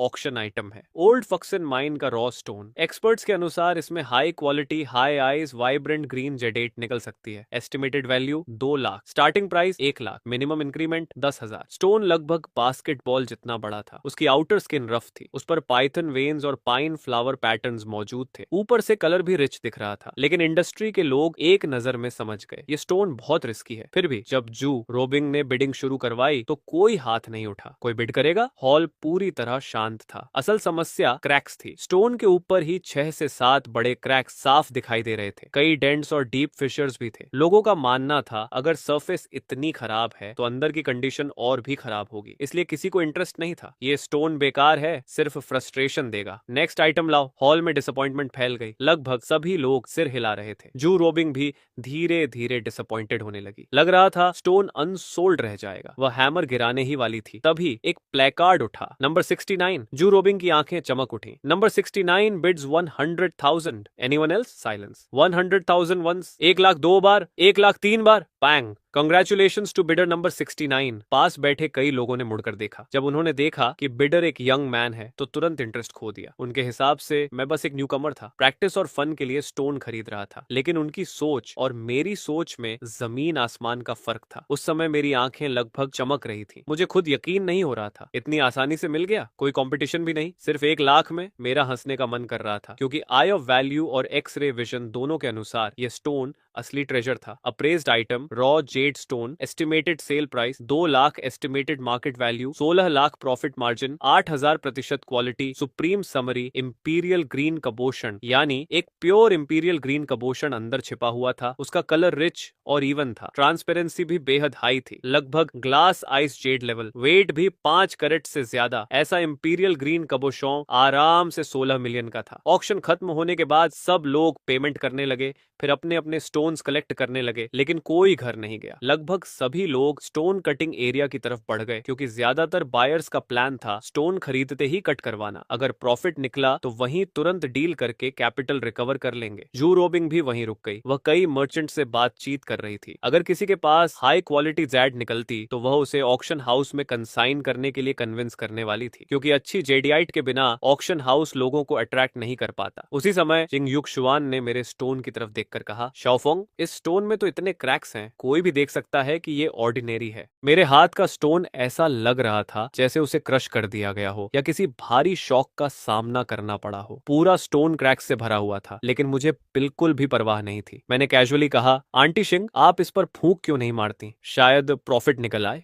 फूंक मारूं? शिंग यीशान थोड़ा कंफ्यूज्ड हो गई। उसकी पीछ ब्लसम आइज बड़ी हो गई। उसे समझ नहीं आया कि मैं क्या करने वाला हूँ। हाँ बिल्कुल, तुम शरारती लिटिल डेविल, पूरा दिन बस मुझे खुश करने की कोशिश करते रहते हो। शिंगयन ने मुझे एक नजर से देखा, फिर अपने बाल ठीक किए। ठीक है, ट्राई करती हूँ। आंटी शिंग इतनी ब्यूटीफुल हैं, हो सकता है एक फूंक में जेड की सारी क्रैक्स उड़ जाएं। मेरी बात पूरी होने से पहले ही आसपास खड़े लोग हमारी तरफ देखने लगे। पहले तो वो सिर्फ क्यूरियोसिटी में देख रहे थे, लेकिन जैसे ही उनकी नजर शिंग यीशान पर पड़ी, सबकी आंखें चमक उठी। माना पड़ेगा, वो सच में बेहद खूबसूरत थी। अगले ही पल लगभग हर आदमी मुझे जेलस नजरों से देखने लगा। शिंग यीशान तो शर्म से जमीन में गड़ जाना चाहती थी। उसे बिल्कुल विश्वास नहीं था था कि फूक मारने से स्टोन प्रॉफिट देगा, लेकिन मेरी एक्सपेक्टेंट गेज देखकर वो थोड़ा झुकी और प्रिटेंड करते हुए कुछ बार फूक मार दी। अब ठीक है, शिंगियन को एक रोमांस शो की बात याद आ गई। उसमें कहा गया था, लव की सबसे अच्छी स्टेट वही होती है जब एक शरारत करे और दूसरा उसका साथ दे। वो तुम्हें चाइल्डिश नहीं समझेगा और तुम उसकी बातों को स्ट्रेंज नहीं समझोगी। हालांकि उसकी उम्र अब उस स्टेज से आगे निकल चुकी थी, लेकिन मैं अभी यंग था। ऐसे प्लेफुल जोक्स पसंद करना नॉर्मल था। वो भी मेरे साथ प्लेफुल होना चाहती थी। मैंने कॉन्फिडेंस से कहा, अब ठीक है आंटी शिंग, मुझे फीलिंग आ रही है ये स्टोन डेफिनेटली प्रॉफिट देगा। क्या मैं कोई फेरी हूँ? सच में अगर प्रॉफिट नहीं हुआ तो मैं यही ब्रोकन स्टोन यहीं खा जाऊंगा। खा जाओगे? हाँ, तब मैं तुम्हारे लिए हनी भी डाल दूंगी ताकि स्वीट हो जाए और निगलना आसान हो। हम दोनों की बातें सुनकर आसपास के लोग हंसने लगे। उनके हिसाब से ये टिपिकल न्यू कमर मेंटालिटी थी। हर नया आदमी यही सोचता है कि वही सबसे लकी है, वही चोजन वन है। जब वो खुद शुरुआत में आए थे तब वो भी यही सोचते थे कि गुड फॉर्च्यून हमेशा उन्हीं पर गिरेगी। लेकिन 10 से ज्यादा स्टोन्स में लॉस खाने के बाद सब रियलिटी समझ गए थे। इस बिजनेस में एक हिस्सा मेहनत और 9 हिस्से लक होते हैं। फिर भी किसी ने कुछ नहीं कहा, क्योंकि बिना फायदा किसी को ऑफेंड करना इनएक्सपीरियंस्ड लोगों की आदत नहीं थी। हम स्टोन कटिंग एरिया में पहुंचे। मैंने एक खाली स्टोन कटिंग मशीन ढूंढी, फिर पहले वाले मास्टर कटर के साथ कटिंग एंगल पर डिस्कशन शुरू किया। काफी देर ऑब्जर्वेशन करने के बाद मास्टर कटर ने भी सिर हिला दिया। बॉस, आपका स्टोन अच्छा नहीं लग रहा, क्रैक्स बहुत ज्यादा हैं, नंगी आंखों से भी साफ दिख रही है। उसने लंबी सांस ली। ये बात शायद मुझे नहीं कहनी चाहिए थी, लेकिन हम 10 से ज्यादा स्टोनस साथ में कट कर चुके हैं, तो अब अक्वेंटेंस माने जा सकते हैं। लेकिन जब उसे पता चला कि स्टोन सिर्फ 1 लाख में खरीदा गया था तो उसे फिर सब नॉर्मल लगा। उसके हिसाब से मेरे सामने ये रकम कुछ भी नहीं थी। मैंने स्टोन पर 3 कटिंग लाइंस मार्क कर दी, 3 वर्टिकल कट्स। इससे पूरा रॉ स्टोन 4 हिस्सों में डिवाइड हो जाता और ठीक उसी तरह बीच का इंपीरियल ग्रीन हिस्सा रिवील हो जाता। साथ ही सब कुछ नेचुरल भी लगता। ध्यान से पकड़ना, अगर प्रॉफिट हुआ तो बड़ा रेड एनवलप मिलेगा। जी बॉस। ये सुनते ही मास्टर कटर और ज्यादा सीरियस हो गया। उधर कुछ शार्प आइड लोग देख चुके थे कि मैं फिर स्टोन कट करवा रहा हूँ। वो क्यूरियोसिटी में आसपास इकट्ठा होने लगे। पहला कट मशीन चली। कुछ सेकंड्स बाद पहला कट पूरा हुआ। ग्रीन ग्रीन निकल आया। ओल्ड मास्टर की आंखें चमक उठी, लेकिन अगले ही पल उसका एक्सप्रेशन बदल गया। नहीं, ये अच्छा नहीं है। क्या अफसोस। कट हुआ हिस्सा सच में ग्रीन था, लेकिन जैसा सबने सोचा था, बाहर की क्रैक्स सीधा जेड तक पहुंच चुकी थी। जेड मीट के अंदर भी कई छोटी क्रैक्स थी। ऐसी हालत में बीड्स की एक स्ट्रिंग बनाना भी मुश्किल था। अफसोस। मैंने हंसते हुए शिंगयान की तरफ देखा। श्याओ, फूक काम नहीं आई। शिंगयान ने हेल्पलेस होकर हाथ फैला दिए। देखा, मैं हंस पड़ा। शायद आंटी शिंग ने पूरे दिल से नहीं फूका। अगली बार फिर ट्राई करेंगे, शायद अगली बार काम कर जाए। शिंगयन ने मुझे घूरा। बकवास मत करो, स्टोन अच्छा होगा या नहीं उसका फूक से क्या रिलेशन है। वो आउट करते हुए मेरी कमर को पिंच करने लगी। सिर्फ हम दोनों सुन सकें इतनी धीमी आवाज में बोली, मैं तुम्हारे साथ जोक नहीं कर रही हूँ। क्या कहा? मैं ठीक से सुन नहीं पाया। तभी दूसरा कट भी पूरा हो गया और इसी कट ने इंपीरियल ग्रीन सरफेस रिवील कर दी। बॉस, अभी भी ओल्ड मास्टर कुछ कहने ही वाला था, लेकिन अचानक उसकी आंखें चौड़ी हो गईं और अगले ही पल उसने इतनी जोर से चिल्लाया कि पूरी हॉल गूंज उठी। ओ my God! Green, deep rich green. उसकी आवाज इतनी तेज थी कि पूरी हॉल में हंगामा मच गया। दूर खड़े लोग भी दौड़ कर आने लगे और अगले ही पल पूरे हॉल में हैरानी की एक और लहर दौड़ गई। ओ माय गॉड, ये क्या है? किसने कहा था कि स्टोन ऑर्डिनरी है? ये तो कमाल का है। Imperial green jadeite face. Stone cutting machine पर एक चमकदार एमरल्ड ग्रीन सरफेस दिखाई दे रही थी। उसका ग्रीन कलर इतना रिच था जैसे उससे पानी टपकने वाला हो, आकार में लगभग पिजन एग जितना। और जब लोग ध्यान से देखने लगे तो पाया कि जेड की टेक्सचर बेहद स्मूथ थी, highest quality mutton fat Z जैसी। आसपास की जेड फ्लैश क्रैक्स से भरी हुई थी, लेकिन अजीब बात यह थी कि सभी बड़ी क्रैक्स के इंटरसेक्शन के बीचों बीच एक परफेक्ट इंपीरियल ग्रीन पीस बच गया था, पिजन एग शेप में, लगभग फ्लॉलेस। ऐसा दृश्य देखकर लोगों के पास शब्द नहीं थे। इसे मिरेकल कहना भी गलत नहीं होता। सब लोग एक्साइटमेंट से भरे हुए थे। शिंगयान भी पूरी तरह कंफ्यूज थी। क्या हो रहा है? मैं तो बस कुछ पल के लिए डिस्ट्रैक्टेड हुई थी और स्टोन की वैल्यू फिर बढ़ गई। उधर हॉल में हो रही जोरदार चर्चा ने कई वेल्थी बिजनेसमैन और जेड कलेक्टर्स को भी आकर्षित कर लिया। सब लोग गर्दन बढ़ाकर देखने लगे। चारों तरफ सिर्फ एडमिरेशन की आवाजें थीं। ये सच में इंपीरियल ग्रीन जेडियाइट फेस है। हे भगवान, क्या ये वही रफ स्टोन नहीं है जो 1 लाख यूएन में ऑक्शन हुआ था? हाँ, लगता तो वही है। मैंने सच में गलत जजमेंट कर ली। भीड़ के बीच हमेशा काम रहने वाली जू रूबिंग भी एक्साइटेड हो गई। उसने अपनी जिंदगी में काउंटलेस प्रेशियस जेडियाइट्स देखी थी, लेकिन इस स्केल का इंपीरियल ग्रीन जेडियाइट फेस बहुत रेयर था। इतने सालों में उसने भी ऐसा पीस नहीं देखा था। जू रूबिंग की नजर लगातार उसी जेड फेस पर टिकी रही, जैसे उसे डर हो कि अगले सेकंड वो गायब ना हो जाए। वो मन ही मन कैलकुलेशन कर रही थी, अगर इस इंपीरियल ग्रीन जेडियाइट फेस को हाई एंड ज्वेलरी में कन्वर्ट किया जाए तो ऑक्शन प्राइस अनइमेजिनेबल लेवल तक जा सकती है। और उसकी पूरी लाइफ का एक ड्रीम था इंपीरियल ग्रीन जेड फेस की ऑक्शन हैंडल करना। लेकिन ऐसी चीजें फेट पर डिपेंड करती हैं, और आज उसे मौका मिल गया था। अगर उसे ऑक्शन राइट्स मिल जाए तो सिर्फ सीलोंग ऑक्शन हाउस का नेम ही फेमस नहीं होगा, बल्कि उसे भी बहुत बड़ी अचीवमेंट मिलेगी। ये सिर्फ मनी का मामला नहीं था, ये प्रोफेशनल अकॉम्प्लिशमेंट का सवाल भी था। उसकी नजरें मेरी तरफ बदल चुकी थीं। तभी एक मिडिल एज्ड मैन आगे आया। फ्रेंड, तुम्हारा जेड फेस बहुत ब्यूटीफुल है, कलर प्योर है, साइज भी एक्सेलेंट है। मैं 10 मिलियन देता हूँ, मुझे बेच दो। मैं जवाब देता उससे पहले दूसरी आवाज आ गई। 10 मिलियन? ये टॉप क्वालिटी इंपीरियल ग्रीन है। 11 million? 13 million? Fuyu jewellery 13 million offer करती है। 13.5 मिलियन। कुछ ही सेकंड्स में पूरा सीन स्मॉल ऑक्शन में बदल गया। बिडिंग लगातार बढ़ती रही, प्राइस सीधा 15 मिलियन तक पहुंच गया। ऑफर्स बुरे नहीं थे, लेकिन मैं सेटिस्फाई नहीं था। सिस्टम ने मार्केट वैल्यू 16 मिलियन दिखाई थी, लेकिन वो सिर्फ जेड फेस की रॉ क्वालिटी की वैल्यू थी। अगर मास्टर क्राफ्ट्समैन इसे कर्व करते, डिजाइन ऐड करते, एक्सक्लूसिव कस्टमाइज्ड ज्वेलरी बनती, तो इसकी वैल्यू कई मिलियंस और बढ़ सकती थी। गिफ्ट मार्केट में इसकी डिमांड बहुत स्ट्रॉन्ग रहती, इसलिए मेरे हिसाब से ऑक्शन में इसकी फाइनल वैल्यू लगभग 25 मिलियन तक जा सकती थी। वैसे भी मैंने इसे सिर्फ 1 लाख में खरीदा था, किसी भी हालत में लॉस नहीं था। उधर मास्टर कटर ने जेड फेस को बहुत केयरफुली रैप किया। बॉस, इसे ध्यान से रखिए, ये बहुत वैल्यूएबल है। पहले ही मैं उसे 50,000 का रेड एनवलोप दे चुका था, इसलिए वो और भी सावधानी से काम कर रहा था। उसने carefully imperial green Z face मुझे सौंप दिया। मैंने भी बिना हेजिटेशन एक बड़ा रेड एनवलोप निकाल कर उसे दे दिया। ये लगभग उसके पूरे साल की इनकम के बराबर था। ओल्ड मास्टर की खुशी का ठिकाना नहीं रहा।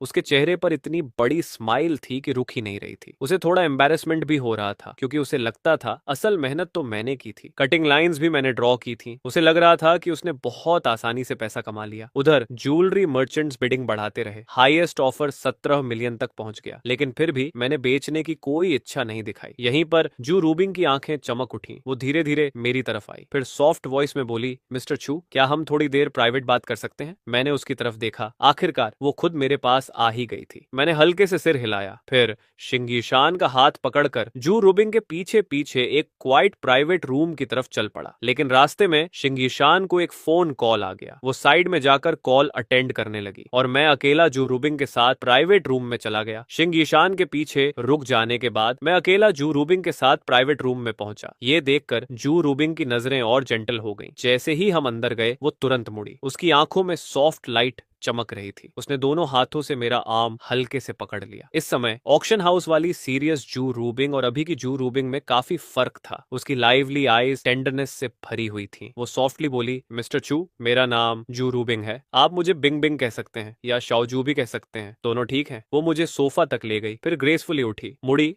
और अपना चौंगसाम ठीक किया। उसके बाद वो सोफा के पास नीचे स्क्वाट होकर बैठ गई। उसकी पोस्चर एलिगेंट और कंपोज्ड थी। उसका चेहरा मेरे काफी करीब था। वो धीरे से बोली, मिस्टर चू, आपके इस इंपीरियल ग्रीन जेड फेस को आप किस प्राइस पर सेल करना चाहते हैं? उसकी आवाज सॉफ्ट थी, लेकिन सिंसियरिटी से भरी हुई। सुनने वाले को बहुत कंफर्टेबल फील हो ऐसी आवाज। मैंने रिलैक्स्ड अंदाज में कहा, आपको क्या लगता है? साथ ही मैंने एक क्रिप्टिक स्माइल दी। मैं देखना चाहता था क्या जू रूबिंग केपेबल है या नहीं। क्या वो मुझे एमेचर समझेगी या सही वैल्यू जज कर पाएगी? मेरी आंखों में देखते हुए जू रूबिंग बिल्कुल केयरलेस नहीं हुई। उसने हल्के से अपने रेड लिप्स दबाए। उसकी नजर जेड फेस पर गई। उसकी आंखों में प्रोफेशनल शार्पनेस साफ दिखाई दे रही थी। कुछ देर ऑब्जर्वेशन के बाद वो मुस्कुराई। इस जेड फेस की क्वालिटी बहुत अच्छी है। मार्केट में ऐसे पीसेस बहुत कम है। अगर आप इसे अभी सेल करें तो लगभग 18 मिलियन तक मिल सकते हैं। फिर उसने थोड़ी देर रुककर आगे कहा, लेकिन मिस्टर चू, जैसा कि आप जानते हैं, जेड पॉलिशिंग और कार्विंग के बाद ही ट्रूली वैल्यूएबल बनती है। अगर इसे मास्टर कार्वर्स को दिया जाए, यूनिक डिजाइन तैयार की जाए और फिर सीओ लॉन्ग ऑक्शन हाउस में ऑक्शन किया जाए, तो मेरे एक्सपीरियंस के हिसाब से 25 मिलियन से 33 मिलियन तक आसानी से जा सकता है। अगर स्पेशल बायर मिल गया या कोई कलेक्टर इसे बहुत पसंद कर बैठा तो 30 या 40 मिलियन भी प्रॉब्लम नहीं है। लेकिन वो लक पर डिपेंड करेगा। वो ईमानदारी से बोल रही थी, साथ ही उसकी उंगलियां जेड फेस को लाइटली टच कर रही थी। ऐसा लग रहा था जैसे उसे उससे लगाव हो गया हो। उसकी बातों से मैं भी हल्का सा अग्री हुआ। फिर जू रूबिंग थोड़ा और आगे झुकी। उसका चोंग साम हल्का सा मूव हुआ। मिस्टर चू, अगर आप ट्रस्ट करें और इस जेड फेस को हमें हैंडल करने दें तो हम इसे आपके लिए हाईएस्ट पॉसिबल प्राइस पर बेचने की पूरी कोशिश करेंगे। फिर उसने धीरे से मेरा आर्म पकड़ लिया और ऑक्शन प्रोसेस के दौरान मैं पर्सनली आपके लिए सबसे एक्सक्लूसिव सर्विस प्रोवाइड करूंगी। मैं हल्का सा मुस्कुराया। Exclusive service? सच में? उसने बिना हेजिटेशन जवाब दिया। मिस्टर चू, मैं मजाक नहीं कर रही, बस आप कॉन्ट्रैक्ट साइन कर दीजिए। मैं पर्सनली पूरे ऑक्शन प्रोसेस को फॉलो करूंगी, हर डिटेल हैंडल करूंगी और इंश्योर करूंगी कि सब कुछ परफेक्टली कंप्लीट हो। उसकी आंखों में एक्सपेक्टेशन साफ दिख रही थी। इतनी बातों के बाद उसकी सिंसेरिटी पर डाउट करना मुश्किल था। कम से कम टी हाउस वाली लड़की से तो कहीं ज्यादा प्रोफेशनल थी। मैंने मन ही मन सिर हिलाया। ठीक है, अब बिजनेस की बात करते हैं। ये सुनते ही जू रूबिंग की आंखें चमक उठी। वो पूरी उम्मीद के साथ मेरी तरफ देखने लगी। मैंने आराम से कहा, बहुत अच्छा। रिजर्व प्राइस 28 मिलियन रहेगा, कार्विंग फी मैं दूंगा, मास्टर कार्वर तुम ढूंढोगी। अगर फाइनल ट्रांजैक्शन प्राइस 30 मिलियन से ऊपर गया तो तुम्हें एक्स्ट्रा 1 मिलियन बोनस मिलेगा। 40 मिलियन पहुंचा तो 1.5 मिलियन, 50 मिलियन पहुंचा तो 2 मिलियन। रिजर्व प्राइस का मतलब था ऑक्शन किसी भी हालत में 28 मिलियन से नीचे कंप्लीट नहीं होगा। अगर बिडिंग उससे नीचे रही तो ऑक्शन इनवैलिड मानी जाएगी। यानी मेरा एक्सपेक्टेड प्राइस 28 मिलियन था। ये सुनते ही जू रूबिंग की आंखें चौड़ी हो गई। उसकी ब्रीदिंग तक तेज हो गई। उसे अच्छी तरह पता था कि भले ही वो सी लॉन्ग ऑक्शन हाउस की ऑक्शन डायरेक्टर और जनरल मैनेजर थी, लेकिन ऑक्शन हाउस की कंडीशन अभी बहुत अच्छी नहीं थी। उसका कमीशन रेट सिर्फ 1% था। मतलब अगर ऑक्शन 30 मिलियन में कंप्लीट होती तो उसे सिर्फ 3 लाख कमीशन मिलता। लेकिन अब मैं डायरेक्टली उसे एक्स्ट्रा 1 मिलियन बोनस देने वाला था और प्राइस जितनी बढ़ती उसकी इनकम भी उतनी बढ़ती। अगर ऑक्शन 50 मिलियन तक पहुंचती तो कमीशन और बोनस मिलाकर वो लगभग 2 मिलियन कमा सकती थी। एक अच्छी लग्जरी कार खरीदने जितना पैसा। एक्साइटमेंट से उसका पूरा शरीर हल्का कांप गया। उसकी आंखों में खुशी साफ दिखाई दे रही थी। यस मिस्टर चू, मैं अभी कॉन्ट्रैक्ट प्रिपेयर करती हूँ। इतना कहकर वो तुरंत कॉफी टेबल की तरफ झुकी। उसकी उंगलियां तेजी से फोन पर चलने लगी। इस समय उसे एलिगेंस की बिल्कुल परवाह नहीं थी। उसका पूरा फोकस कॉन्ट्रैक्ट पर था। मेरी तरफ से देखा जाए तो व्यू काफी आई कैचिंग था। बोनस की वजह से वो क्लियरली एक्साइटेड थी, लेकिन उसके बावजूद उसकी प्रोफेशनलिज्म कम नहीं हुई। बहुत जल्दी उसने कॉन्ट्रैक्ट ड्राफ्ट कर लिया, फिर जेंटल स्माइल के साथ फोन मेरी तरफ बढ़ाया। मिस्टर चू, प्लीज देख लीजिए, अगर कुछ ऐड करना हो तो मैं तुरंत चेंज कर दूंगी। मैंने कैजुअली पूरा कॉन्ट्रैक्ट स्क्रॉल करके देखा, कोई प्रॉब्लम नहीं थी। मैंने हल्का सा सिर हिलाया। ठीक है, यही फाइनल है। ये सुनते ही जू रूबिंग खुशी से तुरंत खड़ी हो गई, लेकिन शायद एक्साइटमेंट ज्यादा थी या वो बहुत जल्दी उठ गई थी। उसके पैर हल्के से लड़खड़ा गए और वो सीधे मेरी तरफ गिर पड़ी। सॉरी सॉरी, वो जल्दी से खुद को संभालने लगी। मिस्टर चू,